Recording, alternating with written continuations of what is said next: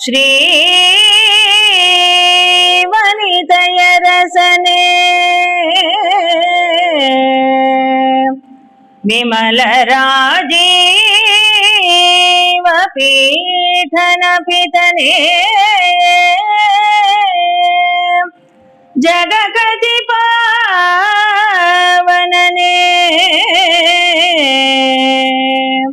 ಸನಕಾದಿ ಸಜ್ಜನ ನಿಕರಧಾತಾರ ರಾವಣಾಸುರಮಥನ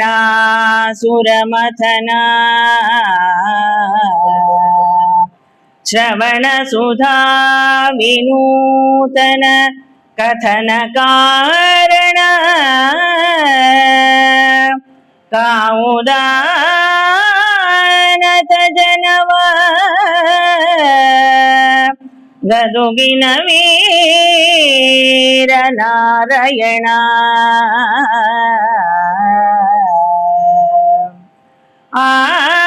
ಆನತ ಜನವ ಕಾವುದು ಗದುಗಿನ ವೀರ ನಾರಾಯಣ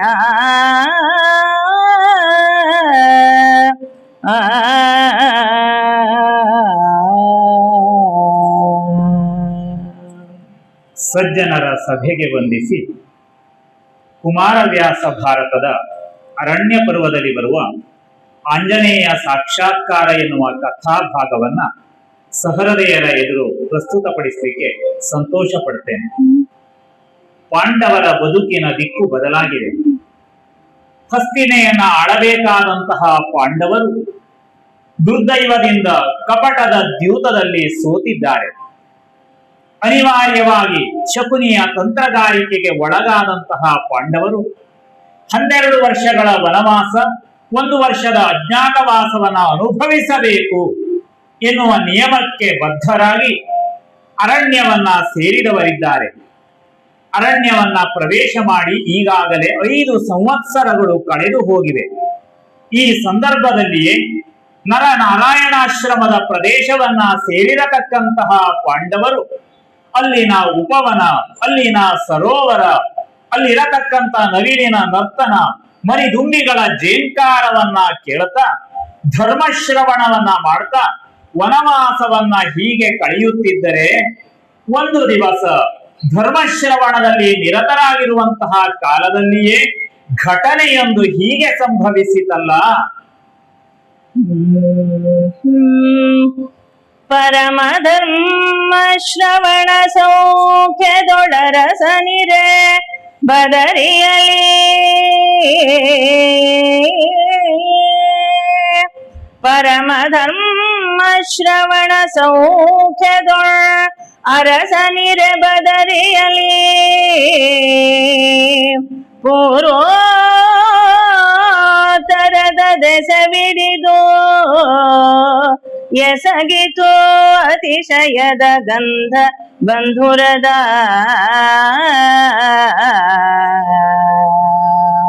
ಭರಣಿ ಮನ್ಮಥ ಪೋತ ವಣಿಜನ ತರಣಿ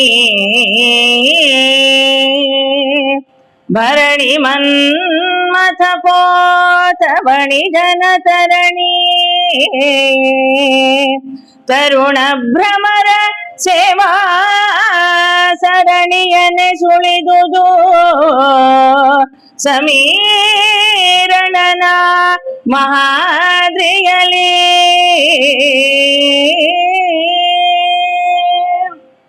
ಪರಮ ಧರ್ಮಶ್ರವಣ ಸೌಖ್ಯದೋಳು ಅರಸನಿರೇ. ಋಷಿಮುನಿಗಳು ಹೇಳತಕ್ಕಂತಹ ಧರ್ಮದ ವೃತ್ತಾಂತವನ್ನ ಕೇಳ್ತಾ ವನವಾಸದ ಕಷ್ಟಗಳನ್ನೆಲ್ಲ ಮರೆಯುತ್ತಾ ಅರಸನಾದ ಯುಧಿಷ್ಠಿರನು ಕಾಲವನ್ನ ಕಳೆಯುತ್ತಾ ಇರುವಾಗಲೇ ಅದು ಪೂರ್ವೋತ್ತರ ದಿಕ್ಕಿನಿಂದ, ಪೂರ್ವೋತ್ತರ ದಿಕ್ಕು ಎಂದರೆ ಈಶಾನ್ಯದ ದಿಕ್ಕಿನಿಂದ ಪರಿಮಳವನ್ನ ಹೊತ್ತಂತಹ ಗಾಳಿ ಬೀಸಿ ಬರುತ್ತಾ ಇದೆ. ಗಾಳಿ ಬೀಸಿ ಬಂದದ್ದು ಪಂಚೇಂದ್ರಿಯಗಳಿಗೆ ಆನಂದವನ್ನ ಉಂಟು ಮಾಡುತ್ತಾ ಇದೆ. ಅದರಲ್ಲಿಯೂ ನಾಸಿಕಕ್ಕೆ ವಿಶೇಷವಾದಂತಹ ಆನಂದವನ್ನ ಉಂಟು ಮಾಡುತ್ತಾ ಇರುವುದು ಅರಸನಿಗೂ ಅನುಭವಕ್ಕೆ ಬಂತು. ಗಾಳಿಯ ವಿಶೇಷತೆಯೇ ಹಾಗೆ. ಗಾಳಿಯಲ್ಲಿ 3 ಗುಣಗಳು ಇದ್ದಾಗ ಆ ಗಾಳಿ ನಮ್ಮ ಮನಸ್ಸಿಗೆ ಸಂತೋಷವನ್ನ ಉಂಟು ಮಾಡುತ್ತದೆ. ವಿಶೇಷವಾದ ಆ 3 ಗುಣಗಳನ್ನ ಶಾಸ್ತ್ರಕಾರರು ಈ ಬಗೆಯಲ್ಲಿ ಉಲ್ಲೇಖ ಮಾಡ್ತಾರೆ. ಶೈತ್ಯ, ಮಾಂದ್ಯ, ಸುರಭಿ ಅಂತ ಹೇಳಿ. ಗಾಳಿ ನಮಗೆ ಹಿತವನ್ನ ಉಂಟು ಮಾಡುವುದು ಯಾವಾಗ ಅಂತ ಕೇಳಿದ್ರೆ, ಅದು ತಂಪನ್ನ ಹೊತ್ತು ತರಬೇಕು. ಸರೋವರದ ತುಂತುರು ಕಣಗಳನ್ನ ತನ್ನಲ್ಲಿ ಅಳವಡಿಸಿಕೊಂಡು ಬಂದಂತಹ ಗಾಳಿ, ತಂಪಾದ ಗಾಳಿ ನಮಗೆ ಹಿತವನ್ನ ಉಂಟು ಮಾಡುತ್ತದೆ. ಗಾಳಿಯ ವಿಶೇಷವಾದಂತಹ ಗುಣ ಶೈತ್ಯ. ಹಾಗೆ ಬರತಕ್ಕಂತಹ ಗಾಳಿ ಮಾಂದ್ಯ, ಅದು ಮೆಲ್ಲನೆ ಬೀಸಬೇಕು. ರಭಸದಿಂದ ಬೀಸಿದರೆ ಅದು ಬಿರುಗಾಳಿ, ಧೂಳನ್ನ ಹೊತ್ತು ಬರುತ್ತದೆ. ಅಂತಹ ಗಾಳಿ ನಮಗೆ ಬೇಕಾಗಿಲ್ಲ. ಮಾಂದ್ಯ, ಮೆಲ್ಲನೆ ಬೀಸುವ ಗಾಳಿಯಾಗಿರಬೇಕು. ಈಗ ಈಶಾನ್ಯ ದಿಕ್ಕಿನಿಂದ ಬೀಸಿದಂತಹ ಗಾಳಿ ಸರೋವರದ ತುಂತುರು ನೀರಿನ ಕಣಗಳನ್ನ ಹೊತ್ತುಕೊಂಡು ಬಂದಿದೆ, ಮೆಲ್ಲನೆ ಬೀಸ್ತಾ ಇದೆ. ಇನ್ನೊಂದು ಗುಣ ಇದೆ ಗಾಳಿಯಲ್ಲಿ, ಅದನ್ನ ಸುರಭಿ ಅಂತ ಕರೀತೇವೆ. ಪರಿಮಳವನ್ನ ಹೊತ್ತು ತರಬೇಕು ಗಾಳಿ. ಹಾಗಾಗಿ ಈಗ ಈ ಗಾಳಿಯಾದರೂ ಯಾವುದೋ ಪರಿಮಳ ಭರಿತವಾದಂತಹ ಹೂವಿನ ಗಂಧವನ್ನ ಈ ಕಡೆಗೆ ಹೊತ್ತು ತರುತ್ತಾ ಇದೆ. ಶೈತ್ಯ, ಮಾಂದ್ಯ, ಸುರಭಿ ಅನ್ನತಕ್ಕಂತ 3 ಗುಣಗಳಿಂದ ಕೂಡಿದಂತಹ ಗಾಳಿ ಈಶಾನ್ಯದ ದಿಕ್ಕಿನಿಂದ ಬರ್ತಾ ಇದ್ರೆ, ಅರಸನ ಜೊತೆಯಲ್ಲಿ ಧರ್ಮಶ್ರವಣದಲ್ಲಿ ನಿರತರಾದವರೆಲ್ಲರ ಮನಸ್ಸಿಗೆ ಆಹ್ಲಾದವನ್ನ ಉಂಟು ಮಾಡಿತು. ಈ ನಡುವಿನಲ್ಲಿ ಅರಸನ ಮಡದಿಯಾಗಿರತಕ್ಕಂತ ದ್ರೌಪದಿಯ ಮನಸ್ಸಿಗೂ ಕೂಡ ಇದು ಹಿತವನ್ನ ಉಂಟು ಮಾಡಿದೆ. ಆಹಾ, ಈ ಗಾಳಿ ಬಂದುದು ಎಲ್ಲಿಂದ?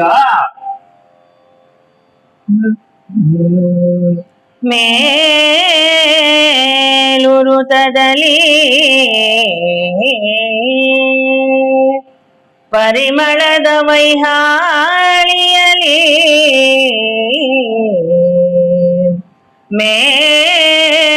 ಮೇಲುರುತದಲ್ಲಿ ಪರಿಮಳದ ವೈಹಾಳಿಯಲಿ ಸಲೆ ಬೀದಿವರಿದು ಚಡಾಳಿಸುವ ಸೊಗಸಿನಲಿ ಸೊಂಪಾದಳು ಸರೋಜಮುಖಿ. ಸೋಲಿಸಿತಲ ಚೂಣಿಯಲಿ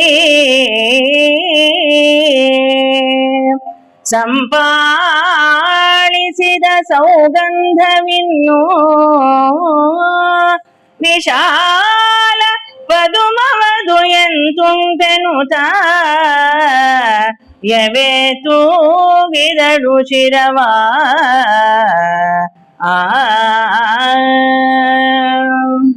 ಸೋಲಿಸಿತಲ, ಎನ್ನ ಮನಸ್ಸನ್ನ ಸೆಳೆದೇ ಬಿಟ್ಟಿತಲ್ಲ ಈ ಗಂಧವನ್ನ ಹೊತ್ತಂತಹ ಗಾಳಿ. ಎಲ್ಲಿಂದ ಬಂದಿರಬಹುದು ಈ ಗಾಳಿ? ಪರಿಮಳವನ್ನ ಹೊತ್ತು ತಂದಂತ ಈ ಗಾಳಿ ಎಲ್ಲಿಂದ ಬಂದಿರಬಹುದು? ಸೋಲಿಸಿತಲ, ಈ ಒಂದು ಪರಿಮಳವನ್ನ ಹೊತ್ತ ಗಾಳಿ ಎನ್ನ ಮನಸ್ಸನ್ನ ಸೆಳೆದು ಬಿಟ್ಟಿತಲ್ಲ. ಪರಿಮಳವನ್ನ ಹೊತ್ತ ಗಾಳಿಯೇ ನನ್ನ ಮನಸ್ಸಿಗೆ ಇಷ್ಟೊಂದು ಸಂತೋಷವನ್ನ ಉಂಟು ಮಾಡ್ತದೆ ಅಂತ ಆದ್ರೆ, ಈ ಪರಿಮಳವನ್ನ ತನ್ನ ಉದರದಲ್ಲಿ ಅಡಗಿಸಿಕೊಂಡಂತಹ ಆ ಹೂವು ಹೇಗಿರಬಹುದು? ಆ ಪುಷ್ಪವನ್ನ ನಾನು ಕಾಣಬೇಕು, ಕಣ್ಣಾರೆ ಆ ಪುಷ್ಪವನ್ನ ನೋಡಿ ಆನಂದವನ್ನ ಅನುಭವಿಸಬೇಕು. ಅರಣ್ಯದ ನಡುವಿನಲ್ಲಿ ಕಾಲವನ್ನ ಕಳೆಯುತ್ತಾ ಇರುವಾಗ ಆನಂದ ಯಾವುದರಿಂದ ಅಂತ ಕೇಳಿದ್ರೆ, ಪ್ರಕೃತಿಯ ಸೊಬಗನ್ನ ಆಸ್ವಾದನೆ ಮಾಡುವುದರಲ್ಲಿ. ಕಣ್ಣು ಪ್ರಕೃತಿಯಲ್ಲಿರತಕ್ಕಂತಹ ವೈವಿಧ್ಯಮಯವಾಗಿರತಕ್ಕಂತಹ ತರು ಲತೆಗಳನ್ನ ನೋಡಿ ಸಂತೋಷವನ್ನು ಅನುಭವಿಸ್ತದೆ. ಈ ತ್ವಗೇಂದ್ರಿಯವಾದರೂ ಹಿತವಾದ ಗಾಳಿಯ ಅನುಭವದಿಂದ ಸಂತೋಷವನ್ನ ಅನುಭವಿಸ್ತದೆ. ನಾಸಿಕವೋ ಪರಿಮಳದಿಂದ ಆನಂದವನ್ನ ಅನುಭವಿಸ್ತದೆ. ನಾಲಗೆಯ ರುಚಿಗೆ ಬೇರೆ ಯಾವುದೂ ಇಲ್ಲ, ಗೆಡ್ಡೆ ಗೆಣಸುಗಳು ಅನಿವಾರ್ಯವಾದವುಗಳು. ಈ ಬಗೆಯಲ್ಲಿ ಇಂದ್ರಿಯಗಳು ಸಂತೋಷವನ್ನ ಅನುಭವಿಸ್ತಾ ಇದ್ರೆ ಈ ಪುಷ್ಪವನ್ನ ನಾನು ನೋಡ್ಬೇಕು. ಗಾಳಿಯಲ್ಲಿ ಗಂಧವೇ ಹೀಗಿರುವಾಗ ಕಣ್ಣಾರೆ ಆ ಪುಷ್ಪವನ್ನ ಕಾಣುವುದು ಎಂತೂ? ಯಾರಲ್ಲಿ ಕೇಳಲಿ? ಪುಷ್ಪವನ್ನ ಬಯಸುತ್ತಿರುವವಳು ಯಾರು ಅಂತ ಕುಮಾರವ್ಯಾಸ ವರ್ಣನೆ ಮಾಡ್ತಾನೆ. ಸರೋಜಮುಖಿ, ಕಮಲದಂತೆ ಮುಖವನ್ನ ಹೊಂದಿದಂತಹ ದ್ರೌಪದಿ ಈಗ ಆ ಸರೋಜವನ್ನ ನೋಡಬೇಕು ಅಂತ ಬಯಸ್ತಾ ಇದ್ದಾಳೆ. ಅದು ಯಾವುದಿರಬಹುದು ಕಮಲ ಪುಷ್ಪ, ಅದನ್ನ ನಾನು ಕಾಣಬೇಕು. ಕಾಣುವುದಾದರೆ ಗಾಳಿ ಹೊತ್ತು ತಂದಂತ ಪ್ರದೇಶಕ್ಕೆ ಒಬ್ಬರನ್ನ ಕಳುಹಿಸಬೇಕು. ಯಾರನ್ನ ಕಳುಹಿಸಲಿ? 5 ಗಂಡಂದಿರು ಜೊತೆಯಲ್ಲೇ ಇದ್ದಾರಲ್ಲ, ಧರ್ಮನಂದನನ್ನ ಕಳುಹಿಸಲೇ? ಧರ್ಮಶ್ರವಣದಲ್ಲಿ ನಿರತನಾಗಿರತಕ್ಕಂತ ಯುಧಿಷ್ಠಿರ ಒಂದು ಹೂವನ್ನ ತಂದುಕೊಡು ಅಂತ ಹೇಳಿದ್ರೆ ಮನಸ್ಸು ಮಾಡಲಾರ. ಧರ್ಮಶಾಸ್ತ್ರದ ಶ್ರವಣದಲ್ಲಿ ಮನಸ್ಸು ಸೋತು ಹೋದವನು, ಆತ ಆ ಕೆಲಸವನ್ನ ಮಾಡಲಾರ. ಯಮಳರಿದ್ದಾರೆ, ನಕುಲ ಸಹದೇವರು, ಅವರನ್ನ ಕೇಳೋಣವೇ? ಅವರ ಮನೋರಥ ಈ ಬಗೆಯಲ್ಲಿ ಇಲ್ಲವೇ ಇಲ್ಲ. ಕೇಳಿದರೆ ತಂದು ಕೊಡುವವನಿದ್ದಾನೆ ಕಲಿ ಪಾರ್ಥ. ಆದರೆ ಈ ದಿವಸ ಆ ಪಾರ್ಥ ಇಲ್ಲಿಲ್ಲ. ಇಂದ್ರಕೀಲ ಪರ್ವತಕ್ಕೆ ಶಿವನನ್ನ ಮೆಚ್ಚಿಸುವುದಕ್ಕೋಸ್ಕರ, ಪಾಶುಪತವನ್ನ ಪಡೆಯುವುದಕ್ಕೋಸ್ಕರ ಹೋದವನಿದ್ದಾನೆ.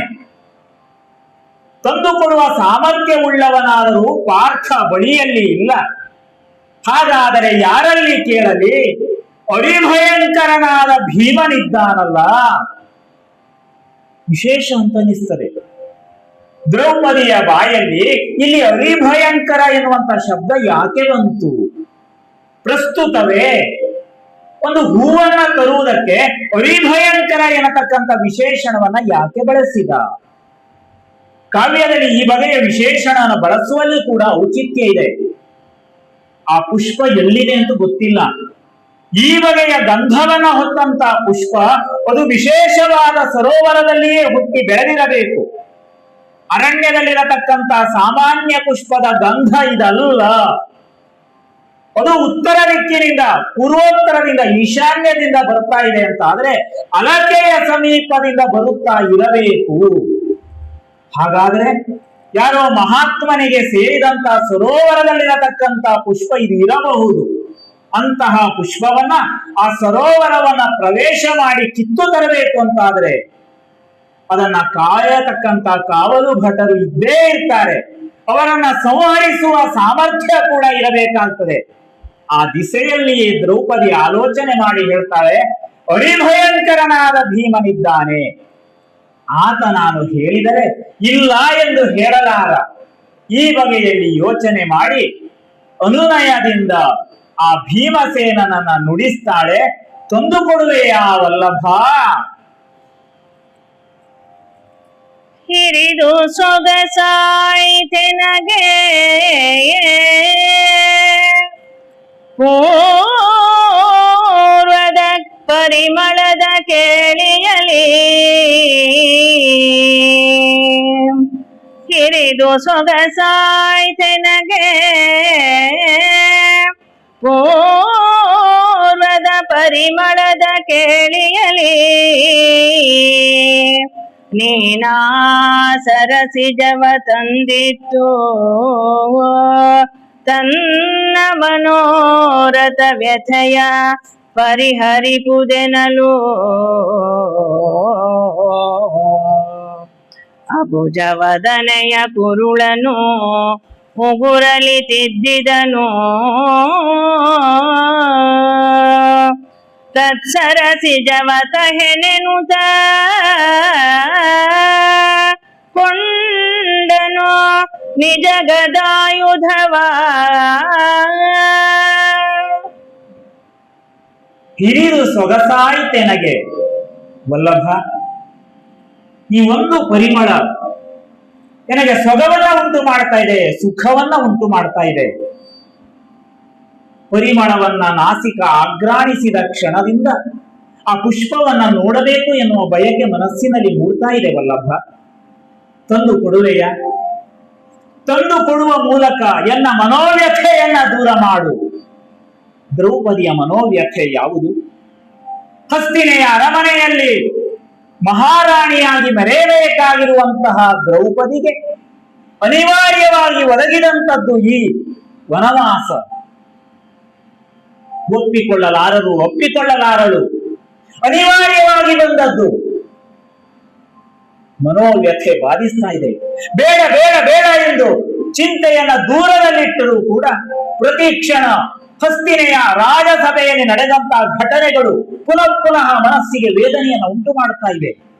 ಆಗಬಾರದಿತ್ತು, ರಾಜ ವಧುವಿಗೆ ಹೀಗೆ ಆಗಬಾರದಿತ್ತು. ಎಲ್ಲರೂ ಈ ಮಾತನ್ನ ನುಡಿದವರೇ. ಭೀಷ್ಮರು ಈ ಮಾತನ್ನ ನುಡಿದಿದ್ದರು, ಕುಲಗುರುಗಳಾದ ದ್ರೋಣರು ಹೇಳಿದ್ದರು, ಮಂತ್ರಿಯಾದ ವಿದುರ ಹೇಳಿದ್ದ ರಾಜವಧುವಿಗೆ ಹೀಗೆ ಆಗಬಾರದು. ತುಂಬಿದ ಸಭೆಯಲ್ಲಿ ರಾಜವಧುವಿನ ಸೀರೆಯನ್ನ ಸೆಳೆಯುವುದು ತಪ್ಪು. ಎದುರಿನಲ್ಲಿ ಮಾತನಾಡಲಿಕ್ಕಾದ್ರೆ ಸೋತವರವರೆಲ್ಲ. ದುರ್ಯೋಧನನ ಉತ್ಪನ್ನವನ್ನ ತಿಂದ ಒಂದು ಕ್ಷಣಕ್ಕೋಸ್ಕರ ತುಂಬಿದ ಸಭೆಯಲ್ಲಿ ಆಕೆಯ ಮಾನ ಕಳೆಯುತ್ತಿದ್ದರೂ ಕೂಡ ಪ್ರತಿಭಟಿಸಲಾರದೆ ಒಳಗೆ ನೊಂದುದೆಂದವರು.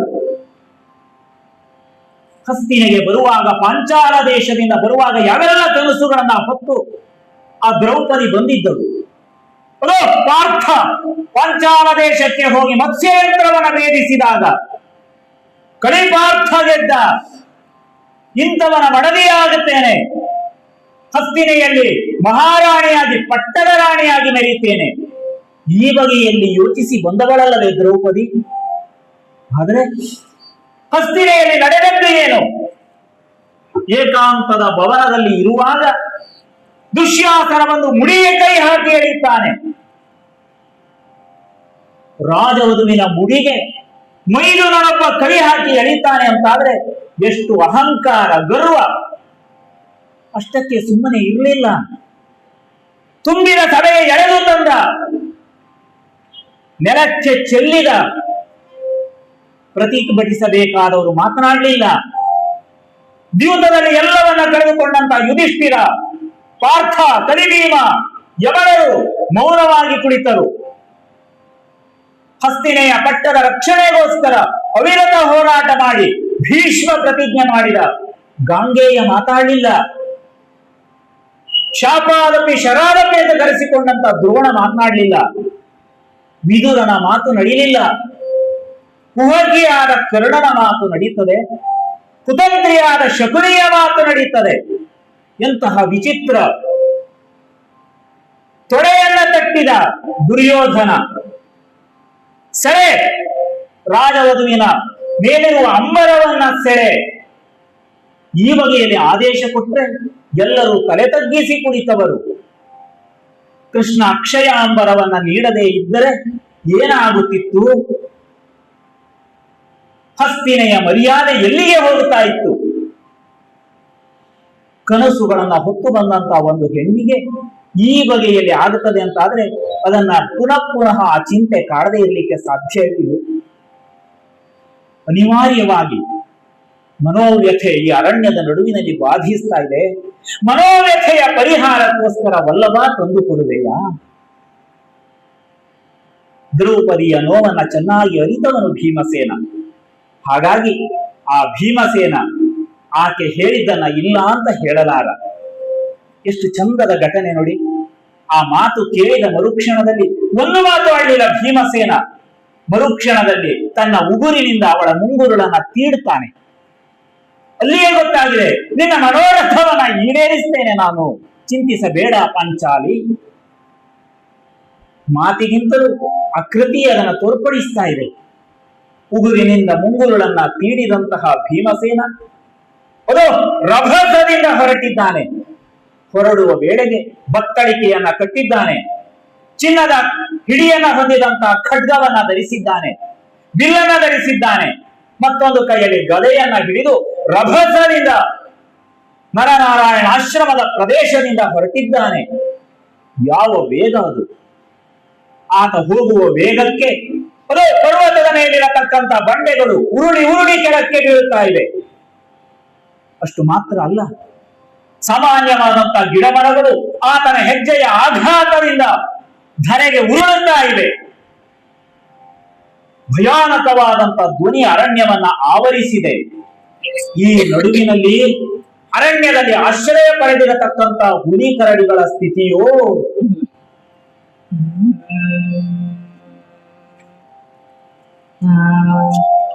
ಹುಲಿ ಕರಡಿ ಕಾಡಾನೆ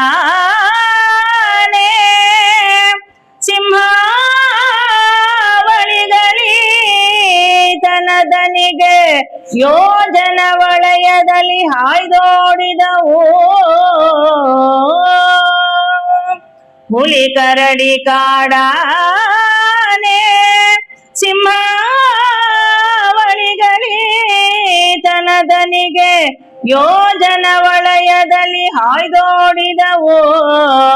ನೋಡುತ್ತ ಮುರಿದು ಅಳುವ ತಟಪಟವಾಯ್ತು. ದಿಗ್ಗಜ ತುಳಿದ ಬಾಳೆಯವನದೊಳು ಬೆಗಳೆಯನೈ ಕಲಿ ಭೀಮ ಬಂದನು ವನದ ಮಧ್ಯದೊಳು. ಕಲಿ ಭೀಮ ಬಂದನು ವನದ ಮಧ್ಯದೊಳು.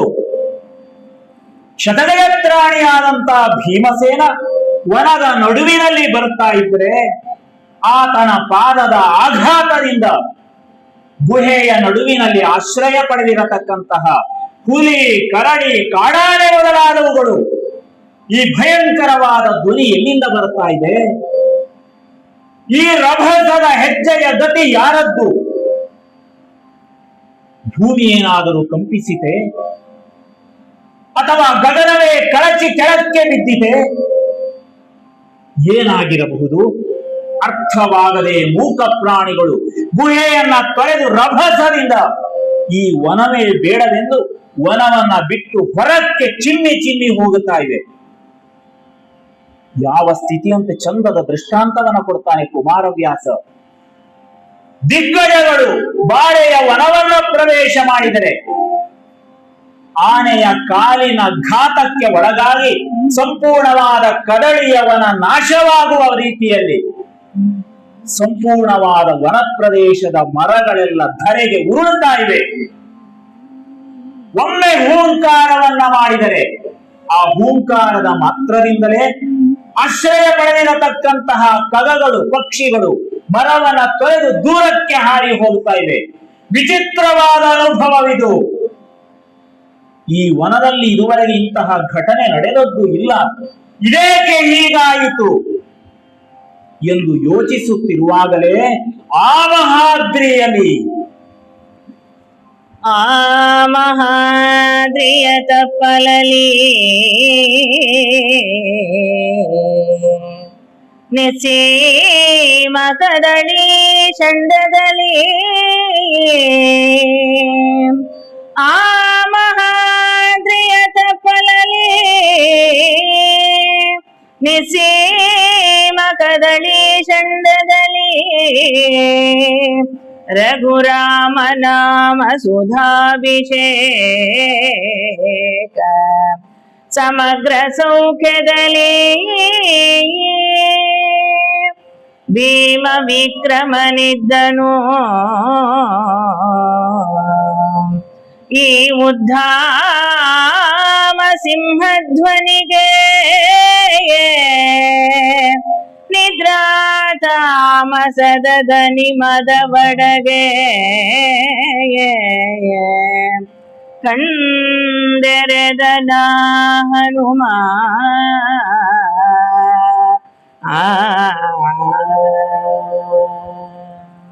ಆ ಮಹಾದ್ರಿಯಲ್ಲಿ ರಾಮ ರಾಮ ರಾಮ ಎನ್ನತಕ್ಕಂತಹ ಅಮೃತ ವಚನವನ್ನ ಅಂತರಂಗದಲ್ಲಿಯೇ ನುಡಿಯುತ್ತಾ ರಾಮಜಪದಲ್ಲಿಯೇ ಲೀನನಾಗಿ ತನ್ನ ಬದುಕಿನ ಸಾರ್ಥಕತೆಯನ್ನ ಕಾಣ್ತಾ ಗಾಢವಾದ ಧ್ಯಾನದಲ್ಲಿರತಕ್ಕಂತ ಕಪಿಯೊಂದು ಇತ್ತಲ್ಲ. ರಾಮ ರಾಮ ರಾಮ ಅಂತರಂಗದ ಸುಖವೂ ಇದೆ, ಬಹಿರಂಗದ ಸುಖವೂ ಇದೆ. ತ್ರೇತೆಯಲ್ಲಿ ಕಂಡ ರಾಮನನ್ನ ದ್ವಾಪರದಲ್ಲಿಯೂ ನೆನೆಯುತ್ತಾ ಆ ಕಪಿ ವನದ ಮಧ್ಯದಲ್ಲಿ ಕಾಲವನ್ನ ಕಳೆಯುತ್ತಾ ಇರುವಾಗಲೇ ರಾಮ ಎನ್ನುವ ಹೆಸರೇನು ಸಾಮಾನ್ಯವೇ? ರಾ ಎಂದು ಒಂದು ಅಕ್ಷರವನ್ನ ಉಚ್ಚರಿಸಿದರೆ ಸಾಕು, ಮಾಡಿದ ಪಾಪಗಳೆಲ್ಲ ಅನುಕ್ಷಣದಲ್ಲಿ ದೇಹದಿಂದ ಹೊರಕ್ಕೆ ಹೋಗುವಂತೆ. ಮ ಎನ್ನತಕ್ಕಂತ ಅಕ್ಷರವನ್ನ ಮತ್ತೊಮ್ಮೆ ಉಚ್ಚಾರಣೆ ಮಾಡಿದರೆ ಸಾಕು, ಮತ್ತೆಂದೂ ಆ ಪಾಪಗಳು ದೇಹವನ್ನ ಪ್ರವೇಶ ಮಾಡಲಾರವು. ರಾಮ ರಾಮ ರಾಮ ಎನ್ನುವುದು ಅಮೃತ ವಚನವಿದು.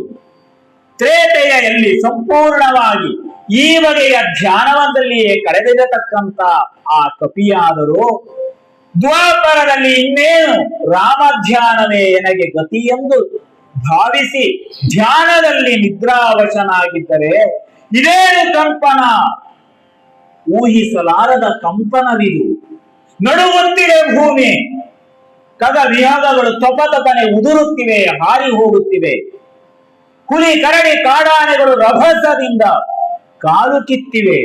ಇದೇನಾಗುತ್ತಿದೆ ಅರ್ಥವಾಗದೆ ನನ್ನ ಧ್ಯಾನಕ್ಕೆ ಭಂಗವನ್ನ ಉಂಟು ಮಾಡಿದವರು ಯಾರು ಎಂದು ನಿಧಾನವಾಗಿ ಅದು ಮರದ ಕೊಠರೆಯಲ್ಲಿ ಆಶ್ರಯವನ್ನ ಪಡೆದಂತಹ ಕಪಿಯೊಂದು ಕಣ್ಣು ತೆರೆಯಿತಂತೆ. ಅಬ್ಬಾ, ಇದೇನು ರಭಸ, ಇದೇನು ಗತಿ? ಮನುಷ್ಯರಿಗೆ ಪ್ರವೇಶವಿಲ್ಲದೆ ಇರತಕ್ಕಂತ ಅರಣ್ಯದ ನಡುವಿನಲ್ಲಿ ಈ ಬಗೆಯಲ್ಲಿ ಪ್ರವೇಶ ಮಾಡಿದವರಾರು? ಈತ ಪ್ರಚಂಡನೇ ಇರಬೇಕು. ಹೀಗಲ್ಲದಿದ್ದರೆ ಇಂತಹ ಘಟನೆ ನಡೆಯಲಾರದು. ಯಾರಿರಬಹುದು, ಹೋಗಿ ನೋಡುತ್ತೇನೆ ಎಂದು ಯೋಚಿಸಿ ಕಪಿವರನು ಅದೋ ಮುಂದಕ್ಕೆ ಸಾಗುತ್ತಾ ಇದ್ದಾನೆ. ಮುರಿಯದಂತಿರೆ ಲಘುವಿನಲಿ ಹೆಮ್ಮರನನು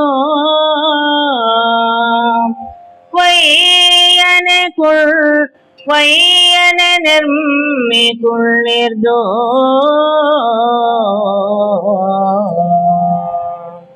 ಹರಿದಿಶಾಪಟ ನುಡಿಸಿದನು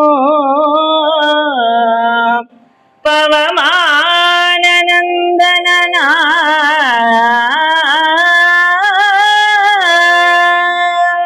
ಭರವಿದಲ್ಲಿಗೆ ಮರ್ತ್ಯನೋ ಖೇಚರನೋ ದೈತ್ಯನೋ ದಿವಿಜನೋ ಕಿನ್ನರನೋ ನೀನಾರೆಂದು ಭೀಮನ ನುಡಿಸಿದನು ಹನುಮ.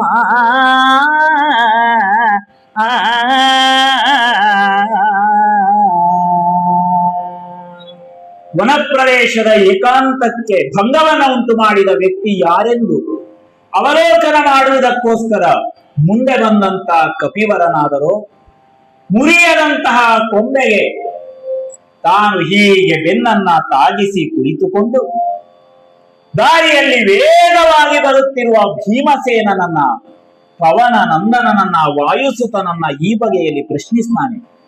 ಇಷ್ಟೊಂದು ವೇಗವಾಗಿ ಗತಿಯನ್ನ ಹೆಚ್ಚಿಸಿಕೊಂಡು ಇಡೀ ವನ ಪ್ರದೇಶ ನಡುಗುವಂತೆ ಹೋಗ್ತಾ ಇದ್ದೀಯಲ್ಲಪ್ಪ, ಯಾರು ನೀನು?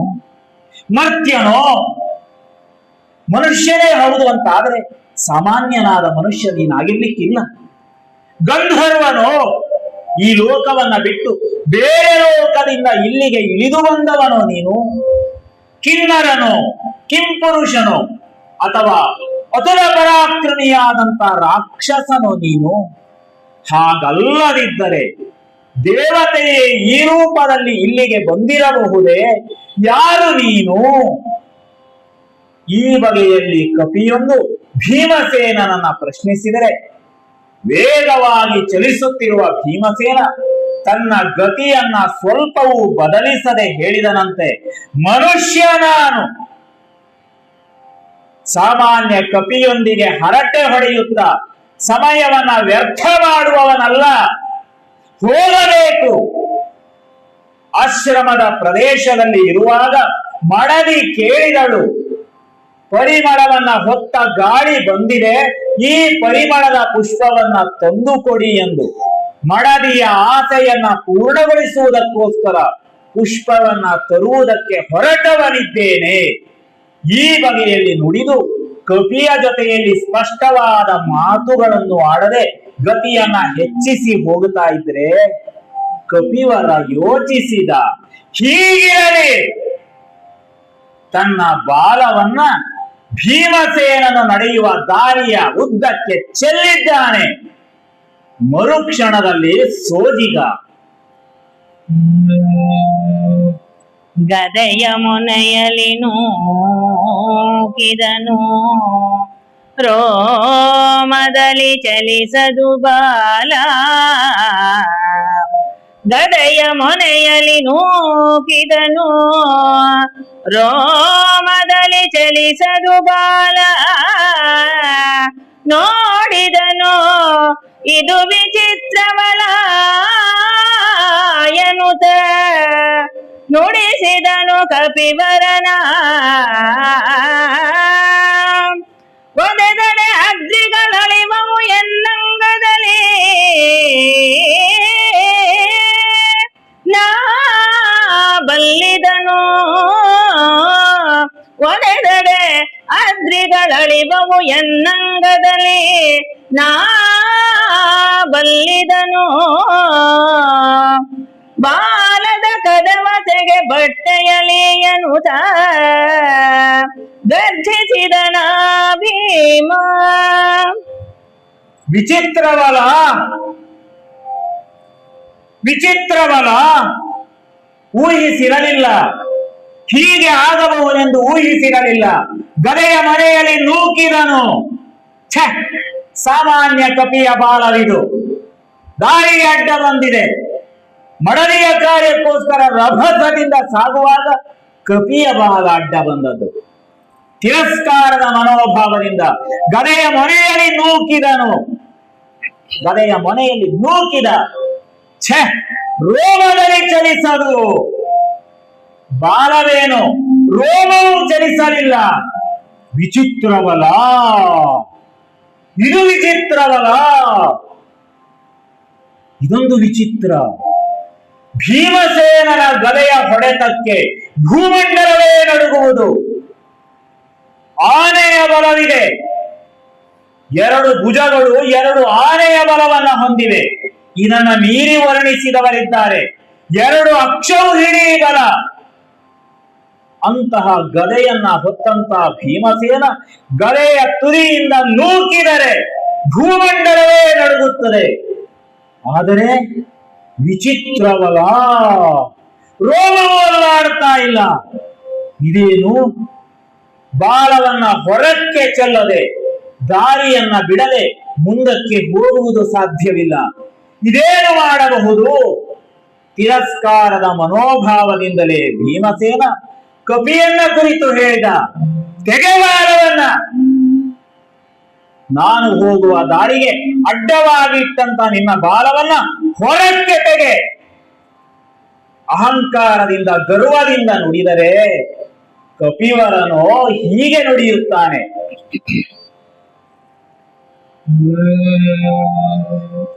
ನೀವು ಬಲ್ಲಿದರು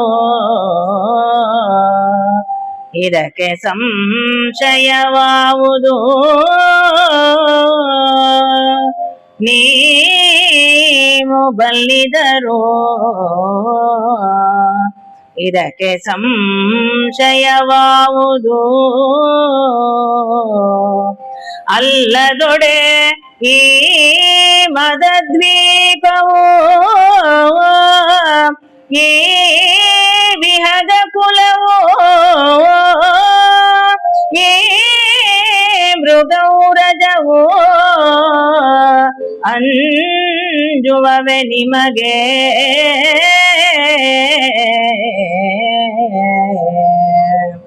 ನಾವು ವೃದ್ಧರು ನಮ್ಮ ಬಾಲವ ನಾವು ಹದುಳಿಸಲಾರೆವು. ನಾವು ವೃದ್ಧರು ನಮ್ಮ ಬಾಲವ ನಾವು ಹದುಳಿಸಲಾರೆವು. ಈಗಳು ನೀವು ತೊಲಗಿಸಿ ವಿಜಯ ಮಾಡುವುದು ಹೌದು ಎಂದನ ಹನುಮ.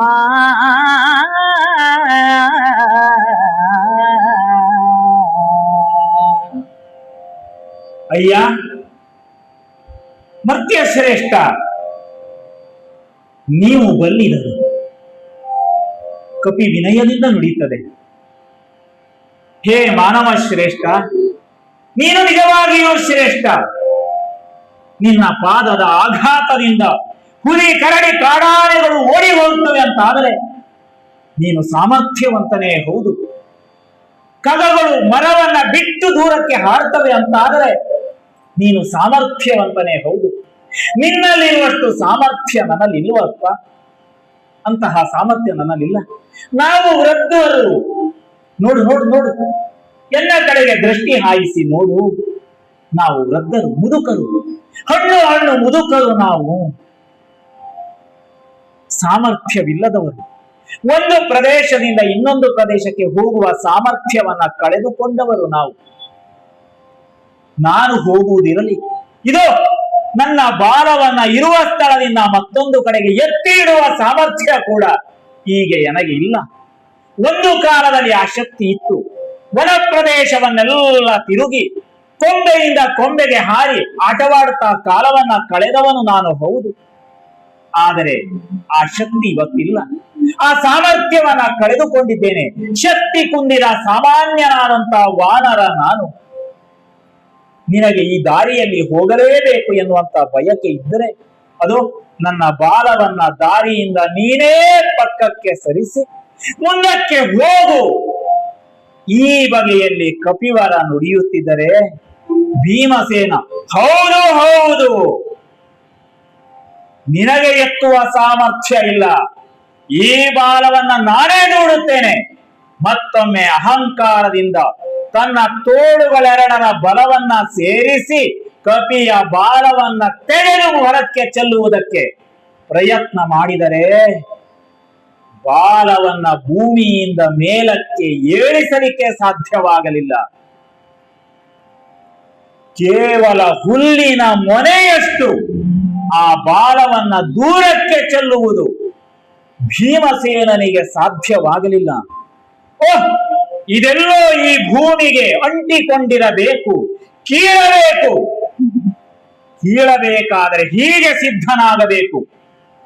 ಮೇಲೆ ಹೊದ್ದುಕೊಂಡ ಉತ್ತರೀಯವನ್ನ ಸೊಂಟಕ್ಕೆ ಬಲವಾಗಿ ಕಟ್ಟಿದ.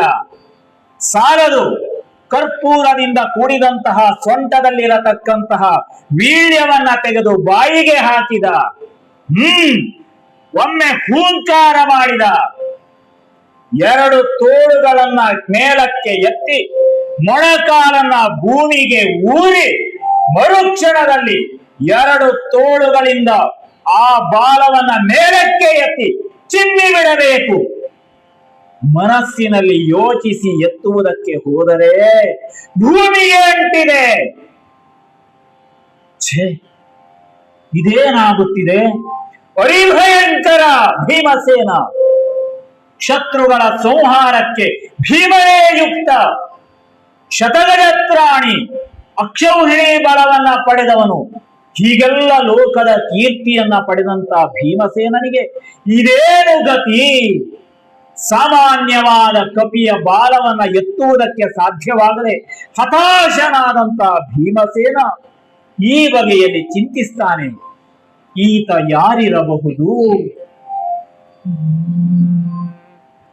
ಈತ ಕಪಿರೂಪದ ಸುರೇಂದ್ರನೋ,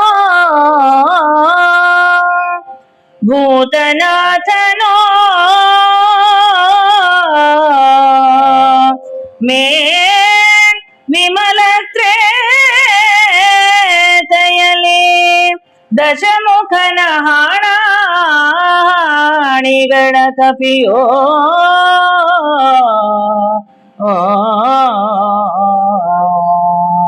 ವಿಮಲ ತ್ರೇತಯಲಿ ದಶಮುಖನ ಹಾಣಿಗಳ ಕಪಿಯೋ.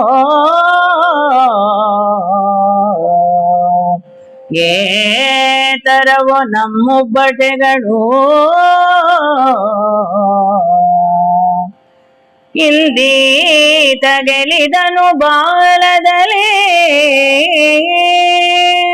ಸತ್ವಾತಿಶಯವು ಇನ್ನಿವನೊಳು ಎಂತುಟೋ ಶಿವ ಶಿವ ಎಂದ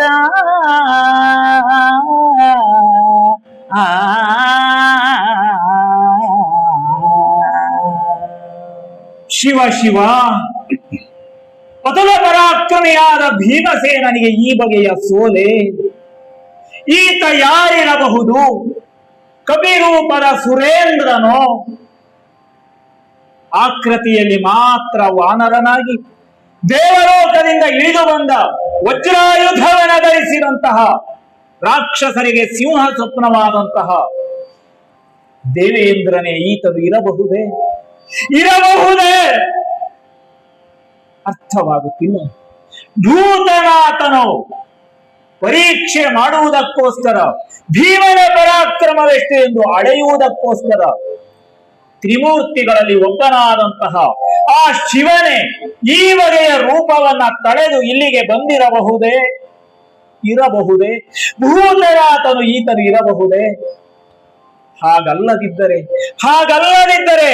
ಕಥೆಯನ್ನ ಕೇಳಿದವನಿದ್ದೇನೆ. ತ್ರೇತೆಯಲ್ಲಿ ದಶಮುಖನ ಹಣಾಹಣಿಯ ಕಪಿ ಇರಬಹುದೇ? ತ್ರೇತೆಯಲ್ಲಿ ರಾಮನ ಕಾರ್ಯಕ್ಕೋಸ್ಕರ ಅಣಿಯಾಗಿರತಕ್ಕಂತ ಒಬ್ಬ ಕಪಿಯ ಕಥೆಯನ್ನ ನಾನು ಕೇಳಿದ್ದು ಇದೆ.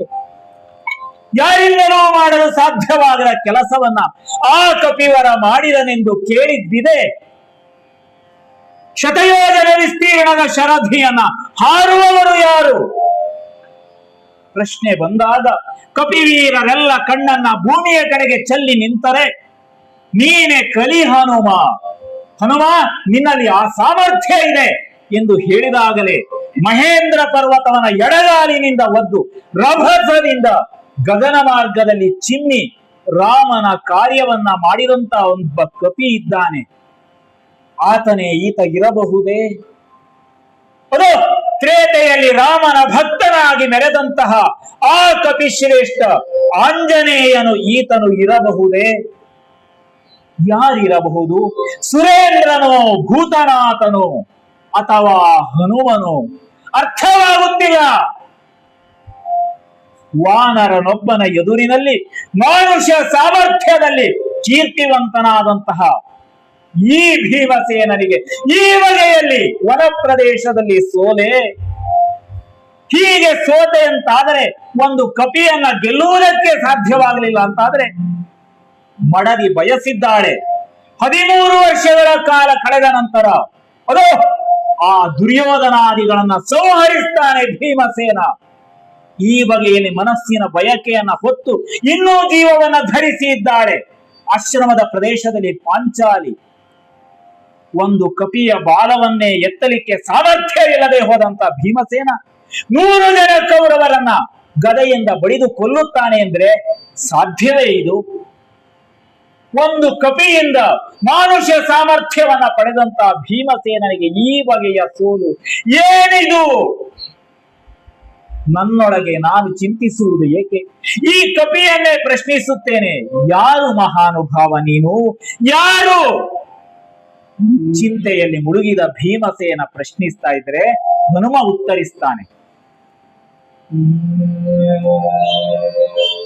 ನಾವು ವಾನರರು ಅಡವಿಯಲಿ ಫಲಜೀವಿಗಳು, ನಾವು ವಾನರರು ಅಡವಿಯಲಿ ಫಲಜೀವಿಗಳು, ನಿಸ್ಸತ್ವರು ಇಲ್ಲಿ ಹಠಾವ ಬಿಡಲು ಅನ್ಯತ್ರ ಗಮನತ್ರಾಣವಿಲ್ಲೆ ಮಗೆ. ನೀವು ದಿಟವಾರೈ ಮಹಾಸಂಭಾವಿತರು,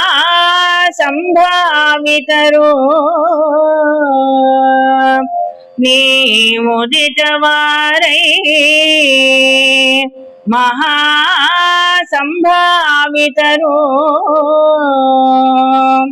ಸುರನರ ಭುಜಂಗರುಳು ಆವಕುಲ ನಿಮಗೆಂದು ಭೀಮನ ನುಡಿಸಿದನು ಹನುಮ.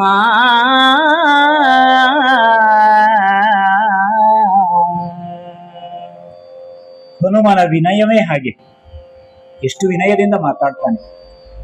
ನಾವು ವಾನರರು, ಸಾಮಾನ್ಯ ಕಪಿಗಳು. ಸಾಮರ್ಥ್ಯವಂತನಾದಂಥ ವ್ಯಕ್ತಿ ಯಾವಾಗ ವಿನಯಶೀಲನಾಗಿರ್ತಾನೋ ಆತನ ಸಾಮರ್ಥ್ಯ ದಿನದಿಂದ ದಿನಕ್ಕೆ ವೃದ್ಧಿಸ್ತದಂತೆ. ನಮಗೆ ಹನುಮ ಜ್ವಲಂತ ಸಾಕ್ಷಿಯಾಗಿ ನಿಲ್ತಾನೆ. ಅವನು ಮಾಡಿದ ಸಾಹಸವೇನು ಸಾಮಾನ್ಯವೇ? ಆದರೆ ಎಂದೂ ಕೂಡ ಅಹಂಕಾರ, ಗರ್ವವೆನ್ನುವುದು ಹನುಮನನ್ನ ಆವರಿಸಲೇ ಇಲ್ಲ. ಹಾಗಾಗಿಯೇ ತ್ರೇತೆಯ ಸಾಮರ್ಥ್ಯವನ್ನ ದ್ವಾಪರದಲ್ಲೂ ಪಡೆದಿದ್ದಾನೆ. ಈಗಲೂ ವಿನಯದಿಂದಲೇ ನುಡುತ್ತಾನೆ. ನಾವು ವಾನರರು, ಸಾಮಾನ್ಯರಾದಂಥ ಕಪಿಗಳು. ನಾವು ಗೆಡ್ಡೆ ಗೆಣಸುಗಳನ್ನ ತಿಂದು, ಫಲಮೂಲಗಳನ್ನ ತಿಂದು ಬದುಕುವಂತಹ ನಿಸ್ಸತ್ವರು ನಾವು. ಸತ್ವಹೀನರು, ಶಕ್ತಿಹೀನರು ನಾವು. ಒಂದು ಪ್ರದೇಶದಿಂದ ಇನ್ನೊಂದು ಪ್ರದೇಶಕ್ಕೆ ಹೋಗುವ ಸಾಮರ್ಥ್ಯವನ್ನ ಕಳೆದುಕೊಂಡಂತಹ ವೃದ್ಧರು ನಾವು. ಮತ್ತೆ ಅದೇ ಮಾತನ್ನ ನುಡಿತಾನೆ. ಆದರೆ ನಿನ್ನನ್ನ ನೋಡಿದರೆ ಹಾಗಲ್ಲ. ನೀನು ಯುವಕ, ಶಕ್ತಿಶಾಲಿ. ನಿನ್ನನ್ನ ನೋಡಿದರೆ ಸುರೇಂದ್ರನನ್ನ ನೋಡಿದಂತೆ, ಗಂಧರ್ವರನ್ನ ನೋಡಿದಂತೆ, ಕಿನ್ನರರನ್ನ ನೋಡಿದಂತೆ. ನೀನು ಯಾರು? ನೀನು ಯಾರು? ವಿನಯದಿಂದ ಕಪಿ ನುಡಿದರೆ ಈಗ ಗರ್ವವನ್ನ ಕಳೆದುಕೊಂಡಂತ ಭೀಮಸೇನ ಹೀಗೆ ಹೇಳ್ತಾನೆ. ಮನುಜರಾವೋ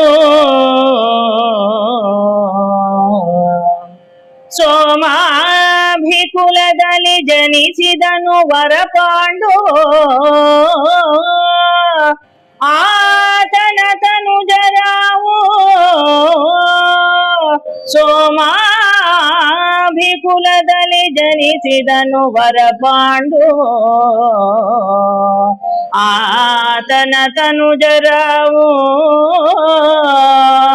ಯುಧಿಷ್ಠಿರ, ಅರ್ಜುನ, ಭೀಮ, ಯಮಳರನೆಗೆ ವನಕ್ಕೆ ಬಂದೆವು,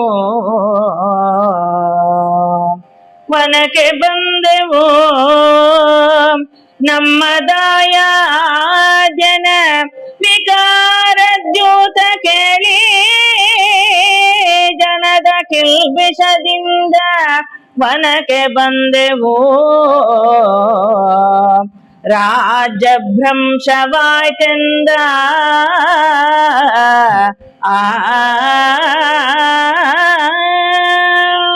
ಎಂತ ವಿಚಿತ್ರ! ಮೊದಲು ನುಡಿಯದೇ ಹೋದಂತ ಮಾತುಗಳನ್ನ ಈಗ ಸಾಮರ್ಥ್ಯ ಕುಂದಿದ ಸಮಯದಲ್ಲಿ ವಿನಯಶೀಲನಾಗಿ ಭೀಮ ನುಡಿತಾನೆ. ಈ ಮಾತನ್ನ ಮೊದಲು ಹೇಳಬಹುದಿತ್ತು. ಇದುವರೆಗೆ ತಾನು ಸಾಮರ್ಥ್ಯವಂತ ಎನ್ನುವ ಅಹಂಕಾರ ಭೀಮಸೇನನಲ್ಲಿತ್ತು. ಈಗ ಸಾಮರ್ಥ್ಯವನ್ನ ಕಳೆದುಕೊಂಡಾಗ ವಿನಯದಿಂದ ಕಪಿಯ ಎದುರಿನಲ್ಲಿ ಮಾತಾಡ್ತಾನೆ. ನಿಜದ ಘಟನೆಗಳನ್ನೆಲ್ಲ ಅರುಹುತ್ತಾನೆ.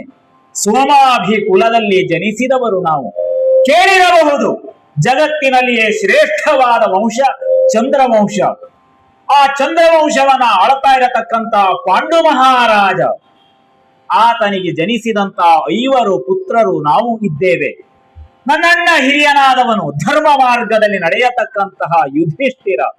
ಮತ್ತೊಬ್ಬ ತಮ್ಮಯ್ಯನಾಗಿದ್ದಾನೆ ಕಲಿ ಪಾರ್ಥ ಆತ.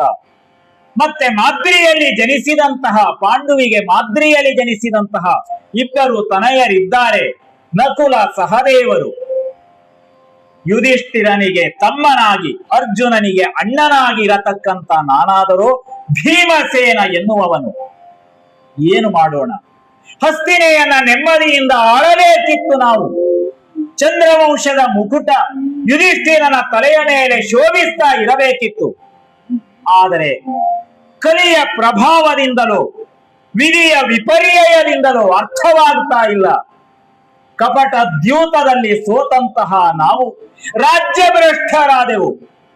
ರಾಜ್ಯವನ್ನ ಕಳೆದುಕೊಂಡು ದ್ಯೂತದ ನಿಯಮಕ್ಕೆ ಅನುಗುಣವಾಗಿ 12 ವರ್ಷದ ವನವಾಸ, 1 ವರ್ಷದ ಅಜ್ಞಾತವಾಸವನ್ನ ಕಳೆಯುವುದಕ್ಕೋಸ್ಕರ ಅರಣ್ಯವನ್ನ ಪ್ರವೇಶ ಮಾಡಿ ಬದರಿಕಾಶ್ರಮದಲ್ಲಿ ಕಾಲವನ್ನ ಕಳೆಯುತ್ತಾ ಇರುವಾಗ ಮಡದಿ ತನ್ನ ನಾಸಿಕಕ್ಕೆ ಬಂದಿರತಕ್ಕಂತಹ ಆ ಪರಿಮಳವನ್ನ ಅಗ್ರಾಣಿಸಿ ಪುಷ್ಪವನ್ನ ತರುವಂತೆ ಹೇಳಿದಳು. ಅದನ್ನ ಹುಡುಕಿಕೊಂಡು ಈ ವನಮಾರ್ಗದಲ್ಲಿ ಹೋಗುತ್ತಾ ಇದ್ದೆ. ಈ ಮಾತನ್ನ ಮೊದಲು ನುಡಿಯಲಿಲ್ಲ. ಗತಿಯನ್ನ ಹೆಚ್ಚಿಸಿ ರಭಸದಿಂದ ಹೋಗುವಾಗ ಯಾವಾಗ ಅವನ ಅಹಂಕಾರ ಇಳಿಯಿತೋ, ನಿಜ ಕಥೆಯನ್ನ ವಾನರನಿಗೆ ನುಡಿದ. ತನ್ನ ಸಾಮರ್ಥ್ಯ ಎಷ್ಟು ಎನ್ನುವುದು ಭೀಮಸೇನನಿಗೆ ಅರ್ಥವಾದಾಗ ನಿಜದ ಘಟನೆಗಳನ್ನ ಹೇಳಿ ಈಗ ಹನುಮನನ್ನ ಪ್ರಶ್ನಿಸ್ತಾನೆ. ನೀನು ಹೇಳಿದರೂ ನಂಬಲಾರೆ, ನೀನು ಸಾಮಾನ್ಯ ಮನುಷ್ಯ, ಸಾಮಾನ್ಯ ವಾನರನಲ್ಲ. ನಿಜ ಹೇಳು, ನೀನು ಯಾರು?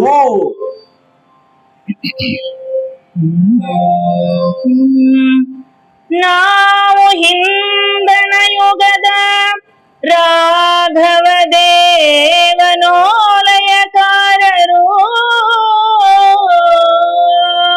ನಾವು ಹಿಂದಣ ಯುಗದ ರಾಘವ ದೇವನೋಲಯಕಾರರು.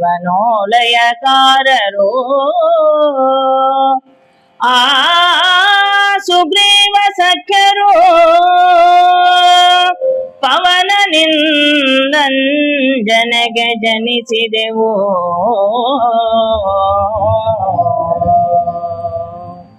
ನಾವು ನಿಮ್ಮೊಡ ಹುಟ್ಟಿದರು,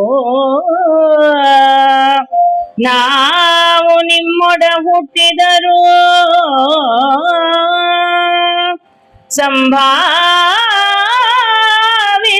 ನಮ್ಮಿಷ್ಟವೆನೆ, ನಗುತ್ತಾವ್ರು ಕೋದರನು ಎರಗಿದನು ಕಲಿ ಹನುಮನಂಘ್ರಿಯಲಿ.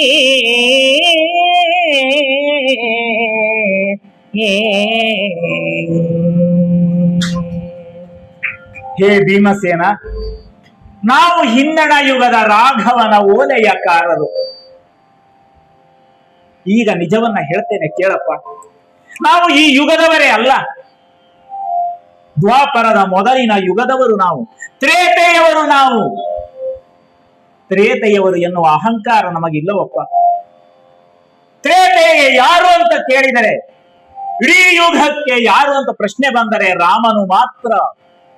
ಒಂದೊಂದು ಯುಗಕ್ಕೆ ಒಬ್ಬೊಬ್ಬರು ಮಹಾಪುರುಷರು. ತ್ರೇತೆಗೆ ಯಾರು? ತ್ರೇತೆಯಲ್ಲಿ ಆಳಿದಂತಹ ರಾಜ ಮಹಾರಾಜರ ಸುದೀರ್ಘವಾದ ಪರಂಪರೆ ಇದೆ. ಆದರೆ ಆ ಪರಂಪರೆಯಲ್ಲಿ ಮೊದಲಿಗ ಯಾರು? ರಾಘವನಲ್ಲದೆ ಮತ್ತಾರು, ರಾಮನಲ್ಲದೆ ಮತ್ತಾರು. ಆ ರಾಮನನ್ನ ಹತ್ತಿರದಿಂದ ಕಂಡು ಅವನನ್ನ ಧ್ಯಾನಿಸಿ ರಾಮನ ಕೆಲಸವನ್ನ ಅನವರತ ಮಾಡುವ ಭಾಗ್ಯವನ್ನ ಪಡೆದ ದೂತರು ನಾವು, ರಾಘವನ ಓಲೆಯಕಾರರು. ಎಂತ ಚಂದದ ಮಾತು! ಕೇವಲ 4 ಪದಗಳಲ್ಲಿ ಎಂತ ಚಂದದ ಕಥೆಯನ್ನ ಕುಮಾರವ್ಯಾಸ ಕಟ್ಟಿಕೊಡ್ತಾನೆ. ಕಾವ್ಯದ ಸೊಬಗೆ ಹಾಗೆ. ನಾವು ಹಿಂದಣ ಯುಗದ ರಾಘವನ ಓಲೆಯಕಾರರು. ಎಷ್ಟು ಚಂದದ ಕಥೆ! ಇಡೀ ತ್ರೇತೆಯ ರಾಮನ ಚರಿತೆಗಳೆಲ್ಲ ಕಣ್ಣೆದುರಿನಲ್ಲಿ ಬಂದು ಹೋಗುತ್ತವೆ. ಈ ಯುಗದವರಲ್ಲ. ಅಲ್ಲಿ ಯಾರು ಅಂತ ಕೇಳಿದರೆ ಸುಗ್ರೀವನ ಗೆಳೆಯರು ನಾವು. ಅದು ಕಿಷ್ಕಿಂಧೆಯಲ್ಲಿ ವಾಲಿಯಿಂದ ಬೆದರಿದಂತಹ ಆ ಸುಗ್ರೀವ ಋಷ್ಯಮುಖ ಪರ್ವತದಲ್ಲಿ ಆಶ್ರಯವನ್ನ ಪಡೆದಾಗ ಆತನಿಗೆ ಮಂತ್ರಿಯಾಗಿ, ಸೇವಕನಾಗಿ, ಗೆಳೆಯನಾಗಿ ಇದ್ದವನು ನಾನು. ಇಷ್ಟು ಹೇಳಿದ್ರು ಅರ್ಥವಾಗಲಿಲ್ಲ ಅಂತಾದ್ರೆ ನನ್ನ ಮಾತಾಪಿತರು ಯಾರು ಅಂತ ಹೇಳ್ತೇನೆ. ಸ್ವತಃ ವಾಯುದೇವನೇ ನನ್ನ ಜನನಕ್ಕೆ ಕಾರಣನಾಗಿದ್ದಾನೆ. ವಾಯುದೇವನ ಸುತ ನಾನು. ಅಲ್ಲ, ಅಂಜನಾದೇವಿಯ ಗರ್ಭದಿಂದ ಜನಿಸಿದ ಆಂಜನೇಯ ನಾನು. ಅಂಜನಾ ಸುತ ಆಂಜನೇಯ ನಾನು. ಎಂತಹ ವಿನಯದ ಮಾತು! ತನ್ನ ಪರಿಚಯವನ್ನ ಹೇಳುವಾಗ ಗುರು ಪರಂಪರೆಯನ್ನ, ದೇವ ಪರಂಪರೆಯನ್ನ ನೆನೆಸಿಕೊಳ್ಳುತ್ತಾರೆ. ಭಾರತೀಯ ಸಂಸ್ಕೃತಿಯ ಉಲ್ಲೇಖ ಈ ಬಗೆಯಲ್ಲಿ. ಹೆಸರು ಹೇಳಿದರೆ ಹೆಸರು ಹೇಳುವುದಲ್ಲ. ರಾಮನ ದೂತರು, ಸುಗ್ರೀವನ ಗೆಳೆಯರು, ವಾಯುದೇವನ ಸುತ, ಶ್ರೇಷ್ಠರಾದ ಅಂಜನೇಯ ಸುತ ಆಂಜನೇಯ ನಾನು. ಎಂತಹ ವಿನಯದ ಮಾತು! ಶಕ್ತಿಶಾಲಿ ಹನುಮ ಮಾಡಿದ ಕೆಲಸವೇನು ಸಾಮಾನ್ಯವೇ? ಅಷ್ಟೊಂದು ಘೋರ ಕೆಲಸವನ್ನ ಮಾಡಿದಂತಹ ಹನುಮ ಎಷ್ಟು ವಿನಯವಂತಿಕೆಯಿಂದ ಮಾತಾಡ್ತಾನೆ. ಈ ಯುಗದಲ್ಲಿ ರಾಮನ ಧ್ಯಾನವನ್ನ ಮಾಡ್ತಾ ಇದೋ ಇಲ್ಲಿ ಕಾಲವನ್ನ ಕಳೀತಾ ಇದ್ದೆವು. ಎಂತಹ ಸೌಭಾಗ್ಯ! ನಿನ್ನನ್ನ ಭೇಟಿಯಾಗುವ, ನಿನ್ನನ್ನ ಮಿಲನ ಹೊಂದತಕ್ಕಂತ ಅವಕಾಶ ಸಿಕ್ಕಿತು. ಇದು ಜನ್ಮಾಂತರದ ಪುಣ್ಯವೇ ಇರಬೇಕು. ಹಾಗೆ ನೋಡಿದರೆ ನೀನು ವಾಯುನಂದನನೇ, ನಾನು ವಾಯುನಂದನನೇ, ನಮ್ಮಿಬ್ಬರಿಗೆ ಸಹೋದರತ್ವ ಇದೆ. ಈ ಬಗೆಯಲ್ಲಿ ಹನುಮ ನುಡಿತಾ ಇದ್ರೆ ಭಾವುಕ ಪ್ರಪಂಚವನ್ನ ಸೃಷ್ಟಿ ಮಾಡಿಕೊಂಡಿರತಕ್ಕಂತ ಭೀಮಸೇನ ಅದೋ ಹನುಮನ ಕಾಲುಗಳಿಗೆ ಎರಗಿದ್ದಾನೆ. ಎಂತಹ ಭಾವುಕ ಸ್ಥಿತಿ! ಮೆಕ್ಕಲು ಮಣ್ಣಿನ ನಡುವಿನಲ್ಲಿ ಚೂರು ಚೂರು ಚಿನ್ನದ ಕಣಕ್ಕೋಸ್ಕರ ಹುಡುಕುತ್ತಾ ಸಮಯವನ್ನ ವ್ಯರ್ಥ ಮಾಡ್ತಾ ಇರುವಾಗ ನಿಧಿ ತುಂಬಿದ ಕುಂಭವೊಂದು ದೊರೆತಂತೆ ಕಣ್ಣೆದುರಿನಲ್ಲಿ ರಾಮನ ಸಾಕ್ಷಾತ್ಕಾರ ಮಾಡಿಕೊಂಡಂತ ಹನುಮನಿದ್ದಾನೆ. ಛೇ, ಈ ಬಗೆಯಲ್ಲಿ ವನ ಪ್ರದೇಶದಲ್ಲಿ ಹನುಮನನ್ನ ಕಾಣ್ತಾನೆ ಅಂತ ಹೇಳಿ ಭೀಮಸೇನ ಎಲ್ಲಿ ಯೋಚಿಸಿದ್ದ? ಸ್ವರ್ಣ ಕುಂಭವೇ ನನಗೆ ದೊರಕಿತು. ಈ ಬಗೆಯಲ್ಲಿ ನುಡಿತಾ ಭೀಮಸೇನ ಮಾತನ್ನು ಮುಂದುವರಿಸ್ತಾನೆ. ಹನುಮ, ನಿನ್ನನ್ನ ನೋಡಿದಾಗ ಮನಸ್ಸಿನ ವೇದನೆಗಳೆಲ್ಲ ದೂರವಾಗ್ತಾ ಇವೆ. ಅದು ಹಸ್ತಿನೆಯನ್ನ ಬಿಟ್ಟು ದೂರಕ್ಕೆ ಬಂದಾಗ, ರಾಜ್ಯ ಭ್ರಷ್ಟರಾದಾಗ ಕೌರವರು ಮಾಡಿದಂತಹ ಆ ಎಲ್ಲ ಅನಾಹುತಗಳ ಪರಂಪರೆ ಮನಸ್ಸಿನಲ್ಲಿ ಬಂದು ಬೆಂಕಿಯಂತೆ ನಮ್ಮ ದೇಹವನ್ನ ಸುಡ್ತಾ ಇತ್ತು. ಈಗ ನಿನ್ನನ್ನ ನೋಡಿದಾಗ ಆ ಮನೋವ್ಯಥೆ ದೂರವಾಗಿದೆ. ತುಂಬಿದ ರಾಜಸಭೆಯಲ್ಲಿ ದ್ರೌಪದಿಯ ಅಂಬರವು ನಾಶವಾದಾಗ ಉಂಟಾದಂತಹ ನೋವು ನಿನ್ನನ್ನ ನೋಡಿದಾಗ ಅದು ಮರೆತು ಹೋಗುತ್ತಾ ಇದೆ.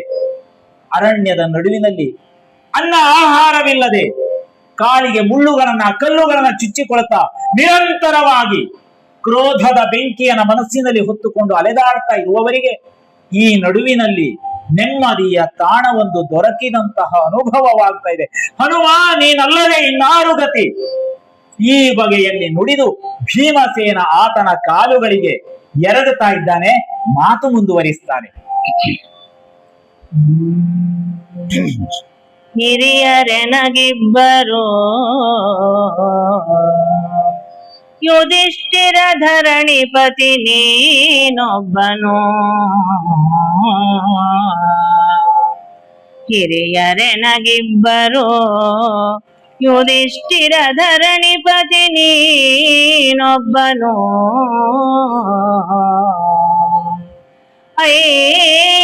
ಅಯ್ಯಂದಿರುಗಳಿಬ್ಬರು ಮಾರುತನು ನೀನೊಬ್ಬನಿಂದೆನಗೆ.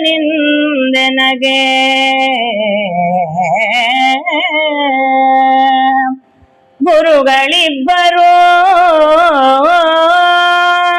ಬಾದರಾಯಣ ಪರಮ ಋಷಿ ನೀನೊಬ್ಬನು. ಗುರುಗಳೆನಗಿಬ್ಬರು ಬಾದರಾಯಣ ಪರಮ ಋಷಿ ನೀನೊಬ್ಬನು ಎಂದು ಉಪಚರಿಸಿದನು ಪವಮಾನನಂದನನು ಅಂಜನಾಸುತನ.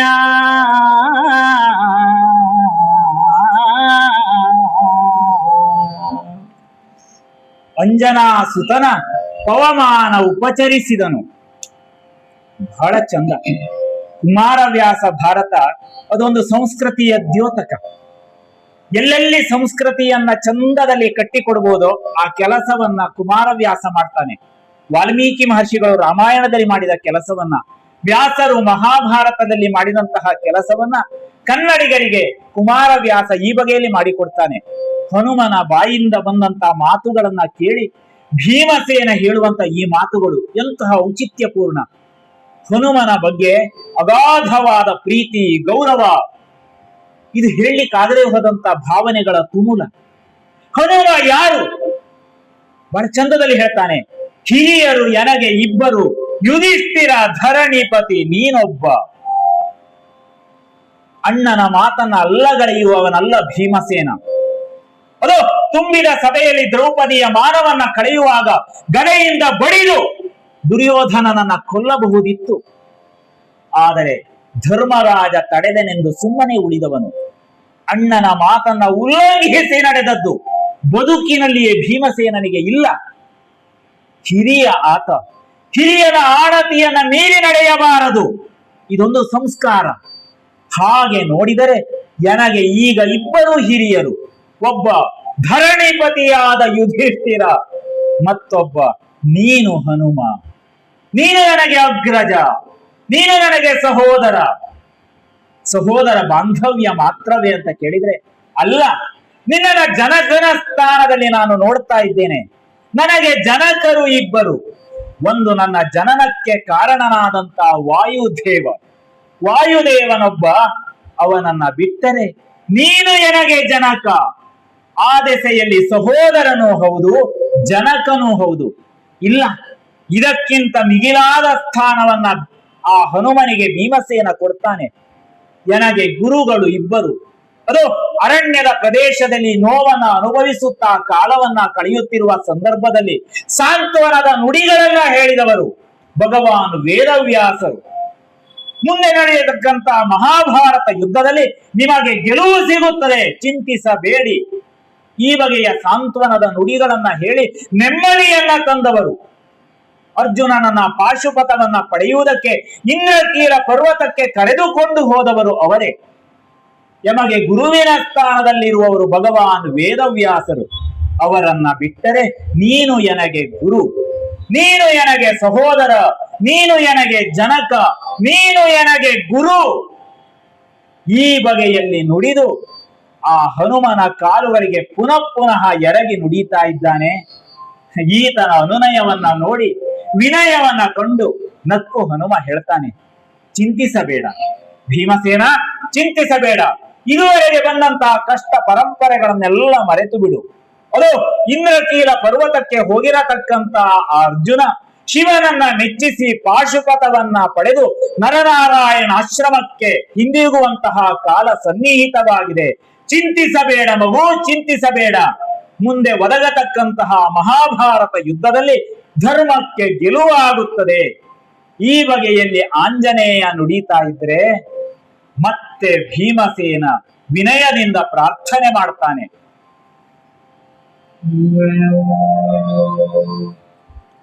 ಅಂಜುವೆನು ಭಿನ್ನಹಕೆ ಬಾಂಧವ ವಂಜಿಕೆಯು ನಭ ಕೊತ್ತುತ್ತಿದೆ.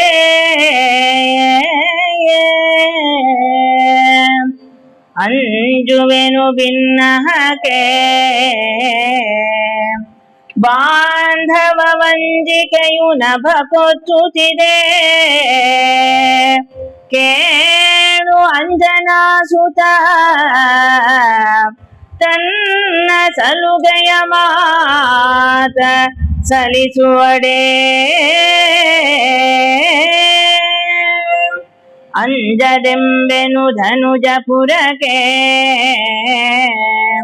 ಧನಂಜಯನ ಹೊತ್ತಿಸಿದ. ಕಳರನು ಭಂಜಿಸಿದ. ಸಾಗರವ ದಾಟಿದ. ಸಾಗರವ ದಾಟಿದ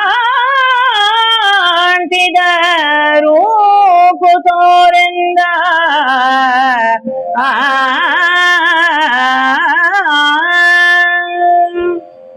ಹನುಮ, ಈ ಬಗೆಯಲ್ಲಿ ಕೇಳಬೇಕೋ ಬೇಡವೋ ಅರ್ಥವಾಗುತ್ತಾ ಇಲ್ಲ.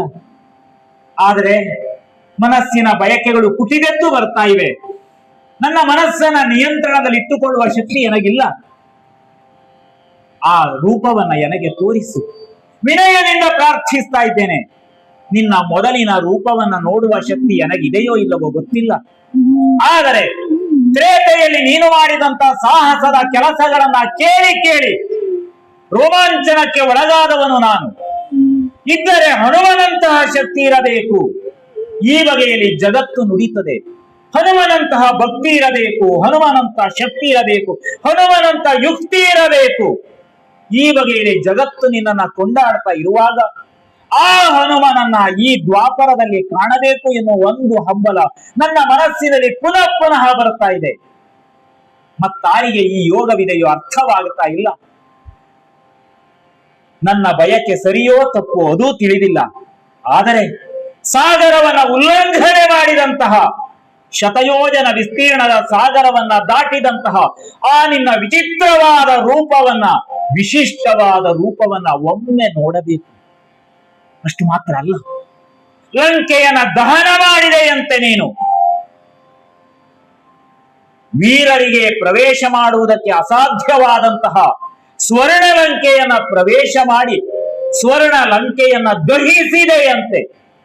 ಅಂತಹ ಶಕ್ತಿ ನಿನ್ನಲ್ಲಿ ಇತ್ತಂತೆ. ಸ್ವರ್ಣ ಲಂಕೆಯನ್ನ ದಹಿಸುವಾಗ ನಿನ್ನ ರೂಪ ಹೇಗಿತ್ತು ಅದನ್ನ ನೋಡಬೇಕು. ಅಷ್ಟು ಮಾತ್ರ ಅಲ್ಲ, ರಾಮನ ಮನಸ್ಸಿಗೆ ನೆಮ್ಮದಿಗಾಗಿ ಸೀತೆಯ ಆ ಚೂಡಾಮಣಿಯನ್ನ ತಂದು ಕೊಟ್ಟೆಯಂತೆ. ಮತ್ತೆ ರಾಮನನ್ನ ಕರೆದುಕೊಂಡು ಲಂಕೆಗೆ ಹೋಗಿ ಘೋರವಾದ ಯುದ್ಧ ನಡೆದಾಗ ರಾಕ್ಷಸರ ಹನನಕ್ಕೆ ನೀನೇ ಕಾರಣನಾದೆಯಂತೆ. ಆ ರಾಕ್ಷಸರ ಹನನ ಮಾಡುವಾಗ ನಿನ್ನ ರೂಪ ಯಾವುದಿತ್ತು ಅದನ್ನ ನೋಡುವ ಬಯಕೆ ನನಗೆ. ತೋರಿಸು ಹನುಮ ಸಾಗರ ಉಲ್ಲಂಘನೆಯ ರೂಪವನ್ನ, ಲಂಕಾ ದಹನದ ರೂಪವನ್ನ, ರಾವಣ ಹನನದ ರೂಪವನ್ನ ಮತ್ತೊಮ್ಮೆ ತೋರಿಸು ಎನಗೆ. ಬಯಕೆ ತಪ್ಪೋ ಸರಿಯೋ ಅರ್ಥವಾಗುತ್ತಿಲ್ಲ. ಈ ಬಗೆಯಲ್ಲಿ ಪ್ರಾರ್ಥನೆ ಮಾಡ್ತಾ ಇದ್ರೆ ಹನುಮ ನಗುತ್ತಾನೆ. ತ್ರೇತೆಯ ರೂಪವನ್ನ ಈ ಮುದಿ ಹನುಮ ದ್ವಾಪರದಲ್ಲಿ ತೋರಿಸುವುದು ಸಾಧ್ಯವೇ? ಸಾಧ್ಯವಾದರೂ ಕೂಡ ಅದು ಸಾಧುವೇ, ಯುಕ್ತವಾದದ್ದೇ? ಒಂದು ಯುಗದ ಧರ್ಮವನ್ನ ಮೀರಿ ಮತ್ತೊಂದು ಯುಗದಲ್ಲಿ ವರ್ತಿಸುವುದು ಉಚಿತವಲ್ಲ. ಅದೋ ಕೃತಯುಗಕ್ಕೆ ಹೋಲಿಸಿದರೆ ತ್ರೇತೆಯವರು ದುರ್ಬಲರು, ತ್ರೇತೆಗೆ ಹೋಲಿಸಿದರೆ ದ್ವಾಪರದವರು ದುರ್ಬಲರು, ದ್ವಾಪರಕ್ಕೆ ಹೋಲಿಸಿದರೆ ಕಲಿಯುಗದವರು ಅತ್ಯಂತ ದುರ್ಬಲರು, ನಿಸ್ಸತ್ವರು, ಧರ್ಮ ಮಾರ್ಗವನ್ನ ಉಲ್ಲಂಘಿಸಿದವರು.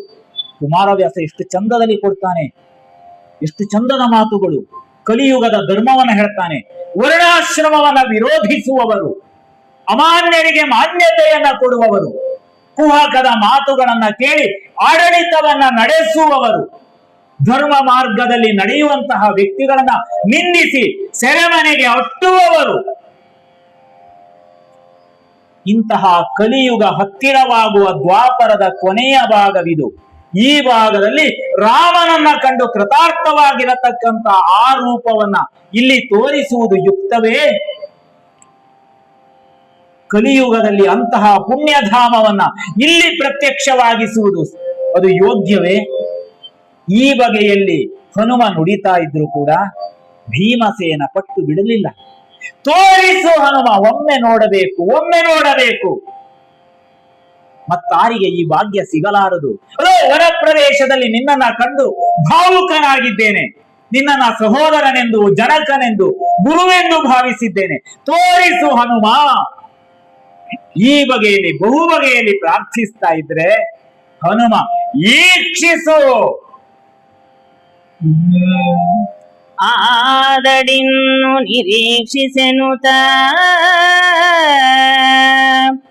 ನಿನಾದದಲ್ಲಿ ನೆಲಬಿರಿಯೇ ಬಾಲದ ಬೀದಿವರಿ ಬಾಸಣಿಸೆ ಘನ ನಕ್ಷತ್ರ ಮಂಡಲವ ಮೇಧಿನಿಯ ಹೊಣೆಗಾರರಳ್ಳೆದೆಯಾದರೂ ಅಳುಕಿದ ವದ್ಯಗಳು ಮೇಧಿನಿಯ ಹೊಣೆಗಾರರಳ್ಳೆದೆಯಾದರೂ ಅಳುಕಿದ ವದ್ರಿಗಳು ಸಪ್ತಾಧದಿಗಳಂದಿದವೆನಲು ಹೆಚ್ಚಿದನು ಕಲಿ ಹನುಮ.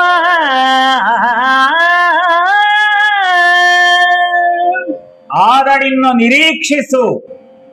ನೋಡಲೇಬೇಕು ಎನ್ನುವ ಬಯಕೆ ನಿರೀಕ್ಷಿಸು, ನಿರೀಕ್ಷಿಸು. ಈ ಬಗೆಯಲ್ಲಿ ಹೂಂಕಾರವನ್ನ ಮಾಡ್ತಾ ಇದ್ರೆ ನೆಲ ಬಿರಿಯಿತು. ಹನುಮನ ಬಾಲ ವೃದ್ಧಿಸ್ತಾ ಇದ್ರೆ ಆ ಬಾಲ ನಕ್ಷತ್ರ ಮಂಡಲವನ್ನ ವ್ಯಾಪಿಸಿದೆ.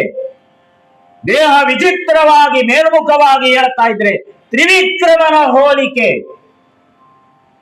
ದೇಹವನ್ನ ಬಿಗುಗಟ್ಟಿ ಮೇಲಕ್ಕೆ ಮೇಲಕ್ಕೆ ಎಬ್ಬಿಸ್ತಾ ಬಾಲವನ್ನ ನಕ್ಷತ್ರ ಮಂಡಲದವರೆಗೆ ಚಾಚಿ ಹನುಮ ಬೆಳೆಯುತ್ತಾ ಇದ್ರೆ ಭೂಮಂಡಲವನ್ನ ಹೊತ್ತಂತ ಆದಿಶೇಷ 1000 ಹೆಡೆಗಳು ನಡುಗಿದ ಆತನ ಪಣಿ, ಆತನ ಹೆಡೆ ಸಂಪೂರ್ಣವಾಗಿ ಕೆಳಕ್ಕೆ ಚಾಚಿತು. ಹೆಡೆ ಕೆಳಕ್ಕೆ ಬಿದ್ದರೆ ಅದು ಭೂಮಿ ಬಾಗಿದಾಗೆಲ್ಲ ಮೇಲಕ್ಕೆ ಎತ್ತುವವನಿದ್ದಾನೆ ಕೂರ್ಮಾವತಾರಿಯಾದ ಮಹಾವಿಷ್ಣು. ಆ ಮಹಾವಿಷ್ಣುವಿನ ಕೂರ್ಮದ ಬೆನ್ನು ಕೂಡ ಕೆಳಕ್ಕೆ ಪಾತಾಳ ಲೋಕದ ಕಡೆಗೆ ಜಾರಿತೋ ಎನ್ನುವಂತೆ ಉಗ್ರ ರೂಪವನ್ನ ಧರಿಸಿ ಆ ಹನುಮ ತ್ರೇತೆಯ ರೂಪವನ್ನ ದ್ವಾಪರದ ಅಂತ್ಯದಲ್ಲಿ ತೋರಿಸ್ತಾ ಇದ್ರೆ ನೋಡಲಾರೆ.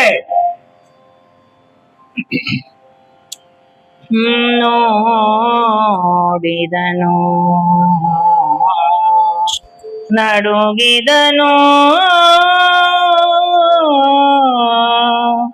ಕಂಗಳ ಕೋಡಿಯಲಿ ನೀರೊರೆದು ಹರುಷದ ರೂಢಿಯಲಿ ಜೊಮ್ಮೆದ್ದು ಮನಡೆಂದೆಣಿಸಿ ಭೀತಿಯಲಿ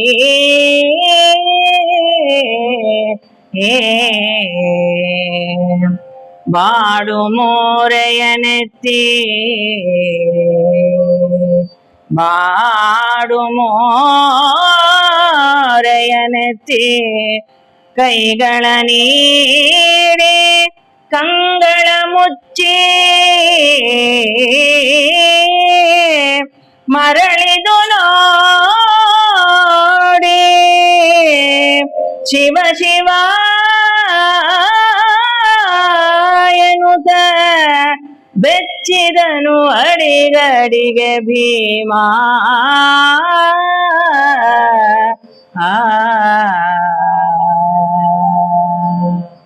ಕಥೆಯಲ್ಲಿ ಕೇಳಿದ್ದಕ್ಕಿಂತಲೂ ವಿಚಿತ್ರವಾಗಿದೆ ಈ ಹನುಮನ ರೂಪ.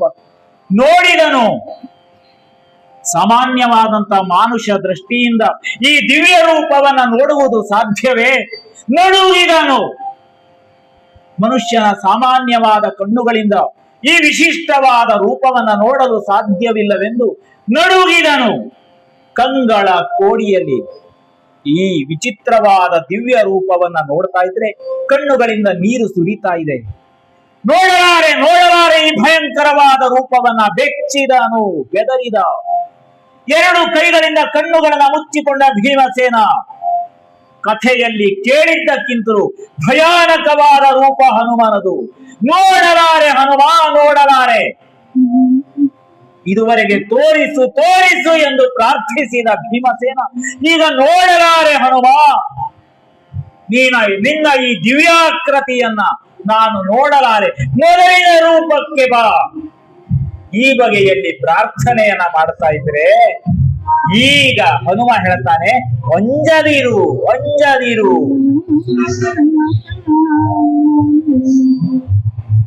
ನಂಜದಿರು ನೀನಿನ್ನು ಮೆಚ್ಚಿದೆನು ಅಂಜಲಿಸೋ ನಾ ಸಲಿಸುವೆನು. ಅಂಜದಿರು ನೀನಿನ್ನು ಮೆಚ್ಚಿದೆನು ಅಂಜಲಿಸೋ ನಾ ಸಲಿಸುವೆನು. ನಮ್ಮಂಜನ ದೇವಿಯರು ಕುಂತಿ ದೇವಿಯಾದರಲೆ ರಂಜ ಕರುಣಾವಲ್ಲ ಹೇಳು ಸಮಂಜಸದಲೆನೆ. ಭೀಮನಗುತ ಧನಂಜಯನ ಟಕ್ಕಯಕ್ಕೆ ವಿಜಯಂಗಯ್ಯ ಬೇಕೆಂದ. ಭೀಮಸೇನ, ಅಂಜಬೇಡ ಅಂಜಬೇಡ, ಇದು ಮೊದಲಿನ ರೂಪಕ್ಕೆ ಬರುತ್ತೇನೆ, ಅಂಜಬೇಡ ಅಂಜಬೇಡ. ರಂಜನೆಗಾಗಿ ನಾವು ನುಡಿಯುವವರಲ್ಲ, ಇನ್ನೊಬ್ಬರ ಮನಸ್ಸಿನ ಸಂತೋಷಕ್ಕೋಸ್ಕರ ಸುಳ್ಳುಗಳನ್ನ ನುಡಿಯುವವರಲ್ಲ. ಯಾವ ಬಯಕೆ ಇದೆ ಕೇಳು ಕೇಳು, ನಿನ್ನ ಬಯಕೆಯನ್ನ ಪೂರ್ಣ ಮಾಡ್ತೇನೆ. ರೂಪವನ್ನ ನೋಡಿ ಅಂಜಬೇಡ, ರಂಜನೆಗಾಗಿ ನುಡಿಯುವವರಲ್ಲ, ಬಯಸಿದ ಬಯಕೆಯನ್ನ ಪೂರ್ಣ ಮಾಡ್ತೇನೆ. ಕೇಳು, ನಿನ್ನ ತಾಯಿಯಾದ ಕುಂತಿ ಬೇರೆಯಲ್ಲ, ಎನ್ನ ತಾಯಿಯಾದ ಅಂಜನಾದೇವಿ ಬೇರೆಯಲ್ಲ. ಎನಗೆ ಇಂದಿನಿಂದ ಇಬ್ಬರೂ ತಾಯಂದಿರು. ಎನ್ನನ್ನ ಹೆತ್ತ ಅಬ್ಬೆ ಅಂಜನಾದೇವಿ, ನಿನ್ನನ್ನ ಹೆತ್ತ ತಾಯಿ ಆ ಕುಂತಿ, ಇಬ್ಬರು ಮಾತೆಯರು ಎನಗೆ, ಇಬ್ಬರು ಸಮಾನರು. ಯಾವ ವರ ಬೇಕೋ ಅದನ್ನ ಕೇಳು, ರಂಜನೆಗಾಗಿ ನುಡಿಯುವುದಲ್ಲ. ಈ ಬಗೆಯಲ್ಲಿ ಅನುನಯದಿಂದ ಭೀಮಸೇನನಿಗೆ ನುಡಿತಾ ಇದ್ರೆ ಭೀಮಸೇನ ಹೇಳ್ತಾನೆ, ಬೇರೆ ಯಾವ ಸಹಾಯವೂ ಬೇಡ. ಅದು ಎನ್ನ ತಮ್ಮನಾದ ಪಾರ್ಥನಿದ್ದಾನೆ, ಆತನ ರಥದ ಪತಾಕೆಯಲ್ಲಿ ಬಂದು ನೀನು ಕುಳಿತುಕೋ, ಇದೊಂದು ವರವನ್ನ ಈಡೇರಿಸು. ಈ ಬಗೆಯಲ್ಲಿ ನುಡಿತಾ ಇದ್ರೆ ಆ ಹನುಮ ತಥಾಸ್ತು, ಹಾಗೆಯೇ ಆಗಲಿ, ಹಾಗೆಯೇ ಆಗಲಿ, ಈ ಬಗೆಯಲ್ಲಿ ನುಡಿದು ಅದೃಶ್ಯನಾಗಿದ್ದಾನೆ. ಇದುವರೆಗೆ ನಡೆದಂತಹ ಘಟನೆಗಳೆಲ್ಲವೂ ಇದು ಸ್ವಪ್ನವೋ ಸತ್ಯವೋ ಭೀಮಸೇನನಿಗೆ ಅರ್ಥವಾಗುತ್ತಾ ಇಲ್ಲ. ಬಂದದ್ದು ಬದರಿಕಾಶ್ರಮದಿಂದ, ಸೇರಬೇಕಾದದ್ದು ಉಪವನದ ಸರೋವರವನ್ನ. ಮಡದಿ ಬಯಸಿದಳೆಂದು ಪುಷ್ಪವನ್ನ ಹುಡುಕಿ ಬಂದವನಿದ್ದೇನೆ. ನಡುವಿನಲ್ಲಿ ಎಷ್ಟು ಕಾಲ ಕಳೆಯಿತು ಅರ್ಥವಾಗುತ್ತಿಲ್ಲ. ಮಡದಿ ಕೋಪಿಸಿಕೊಳ್ಳಬಹುದು, ದ್ರೌಪದಿಯ ಸ್ವಭಾವವೇ ಹಾಗೆ, ಶೀಘ್ರ ಕೋಪಿ, ಮೃದು ಸ್ವಭಾವದವಳು ಅವಳು. ವಲ್ಲಭ ಹೋಗಿ ಪುಷ್ಪವನ್ನ ತರುತ್ತೇನೆ ಎಂದು ಹೇಳಿ ತುಂಬಾ ಸಮಯ ಕಳೆದಿದೆ. ಈ ಬಗೆಯಲ್ಲಿ ಕೋಪಿಸಿಕೊಳ್ಳಬಹುದು. ಬರಿಗೈಯಲ್ಲಿ ಹಿಂದಿರುಗಲಾರೆ, ಎಲ್ಲಿದೆ ಪುಷ್ಪ, ಹುಡುಕುತ್ತೇನೆ ಎಂದು ಯೋಚಿಸಿ ಭೀಮಸೇನ ರಭಸದಿಂದ ಮುಂದಕ್ಕೆ ಹೋದರೆ ಪೂರ್ವೋತ್ತರದ ಮಧ್ಯಭಾಗದಲ್ಲಿರುವ ಈಶಾನ್ಯ ಪ್ರದೇಶವನ್ನ ಸೇರಿದ್ದಾನೆ. ಕುಬೇರನ ಒಡೆತನಕ್ಕೆ ಸೇರಿರತಕ್ಕಂತಹ ಸರೋವರ ಅಲ್ಲಿ ಕಾಣಿಸ್ತಾ ಇದೆ. ಸರೋವರವನ್ನ ನೋಡಿದರೆ ಸರೋವರದ ತುಂಬಾ ಅದೋ ಕಮಲ ಪುಷ್ಪಗಳು ಅರಳಿ ನಿಂತಿವೆ. ಪುಷ್ಪವನ್ನ ಪಡೆಯುವುದು ಸುಲಭವೇ. ಆ ಸರೋವರಕ್ಕೆ ಕಾವಲು ಭಟರಾಗಿ ಕುಬೇರನ ಒಡೆತನಕ್ಕೆ ಒಪ್ಪಿಕೊಂಡಿರತಕ್ಕಂತಹ ಲಕ್ಷಾಂತರ ಯಕ್ಷರು, ಗಂಧರ್ವರು, ಕಿನ್ನರರು ಕಾವಲು ಭಟರಾಗಿ ನಿಂತಿದ್ದಾರೆ. ಯೋಚಿಸಿದ ಮೊದಲು ಕೆಲಸವಾಗಬೇಕು. ರಭಸದಿಂದ ಹೋಗಿ ಕೊಳವನ್ನ ಪ್ರವೇಶ ಮಾಡಿದರೆ ಕಿನ್ನರರು ಆಕ್ರಮಣ ಮಾಡಿದ್ದಾರೆ, ಯಕ್ಷರು ಮತ್ತೊಂದು ಬಗೆಯಿಂದ ಆಕ್ರಮಣ ಮಾಡಿದ್ದಾರೆ. ತನ್ನ ತೋಳಿನ ಬಲದಿಂದ ಅವರನ್ನೆಲ್ಲ ಗುದ್ದಿ ಬಡಿದು ಹೊರಕ್ಕೆ ನೂಕಿ ನಿಮ್ಮ ಒಡೆಯನಿಗೆ ಹೋಗಿ ಹೇಳಿ.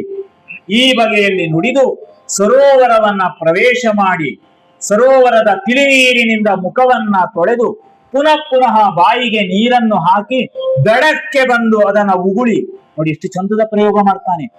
ಸರೋವರದ ನಡುವಿನಲ್ಲಿ ಸ್ನಾನ ಮಾಡುವಾಗ ಬಾಯಿಗೆ ನೀರು ಹೋದರೆ ಅಲ್ಲಿಯೇ ಉಗುಳಬಾರದು.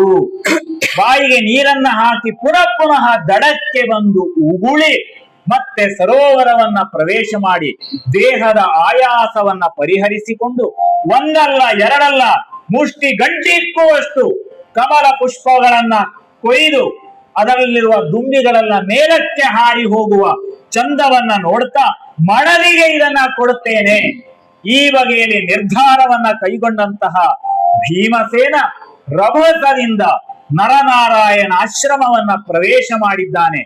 ಪುಷ್ಪವನ್ನ ಮಡದಿಗೆ ಕೊಡ್ತಾ ಅದು ಯುಧಿಷ್ಠಿರನಿಗೆ ನಡುವಿನಲ್ಲಿ ನಡೆದಂತಹ ಘಟನೆಗಳನ್ನೆಲ್ಲ ಹೇಳ್ತಾ ಇದ್ರೆ ಅಲ್ಲಿ ಧರ್ಮನಂದನ ಸಂತೋಷಕ್ಕೆ ಒಳಗಾಗಿದ್ದಾನೆ. ಆ ಕಡೆಯಲ್ಲಿ ದ್ರೌಪದಿ ಕೂಡ ಸಂತೋಷಗೊಂಡಿದ್ದಾಳೆ ಎನ್ನುವಲ್ಲಿಗೆ ಆಂಜನೇಯ ಸಾಕ್ಷಾತ್ಕಾರ ಎನ್ನತಕ್ಕಂತ ಕಥಾಭಾಗವನ್ನ ಸಜ್ಜನರ ಸಭೆಯ ಮುಂದೆ ಇಟ್ಟು ಮಂಗಳವನ್ನ ಹಾಡ್ತಾ ಇದ್ದೇವೆ.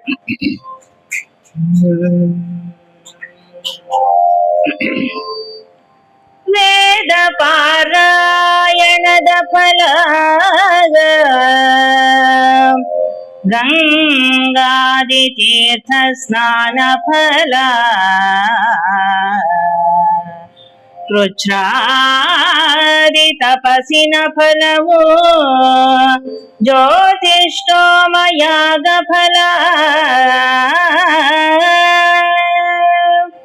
ಮೇಧಿನಿಯ ನೊಲಿದಿದ್ದ ಫಲ ವಸ್ತ್ರಾದಿ ಕನ್ಯಾದಾನ ಫಲಬಹುದು ಆಧರಿಸಿ ಭಾರತದೊಳೊಂದಕ್ಷರವ ಕೇಳ್ದರಿಗೆ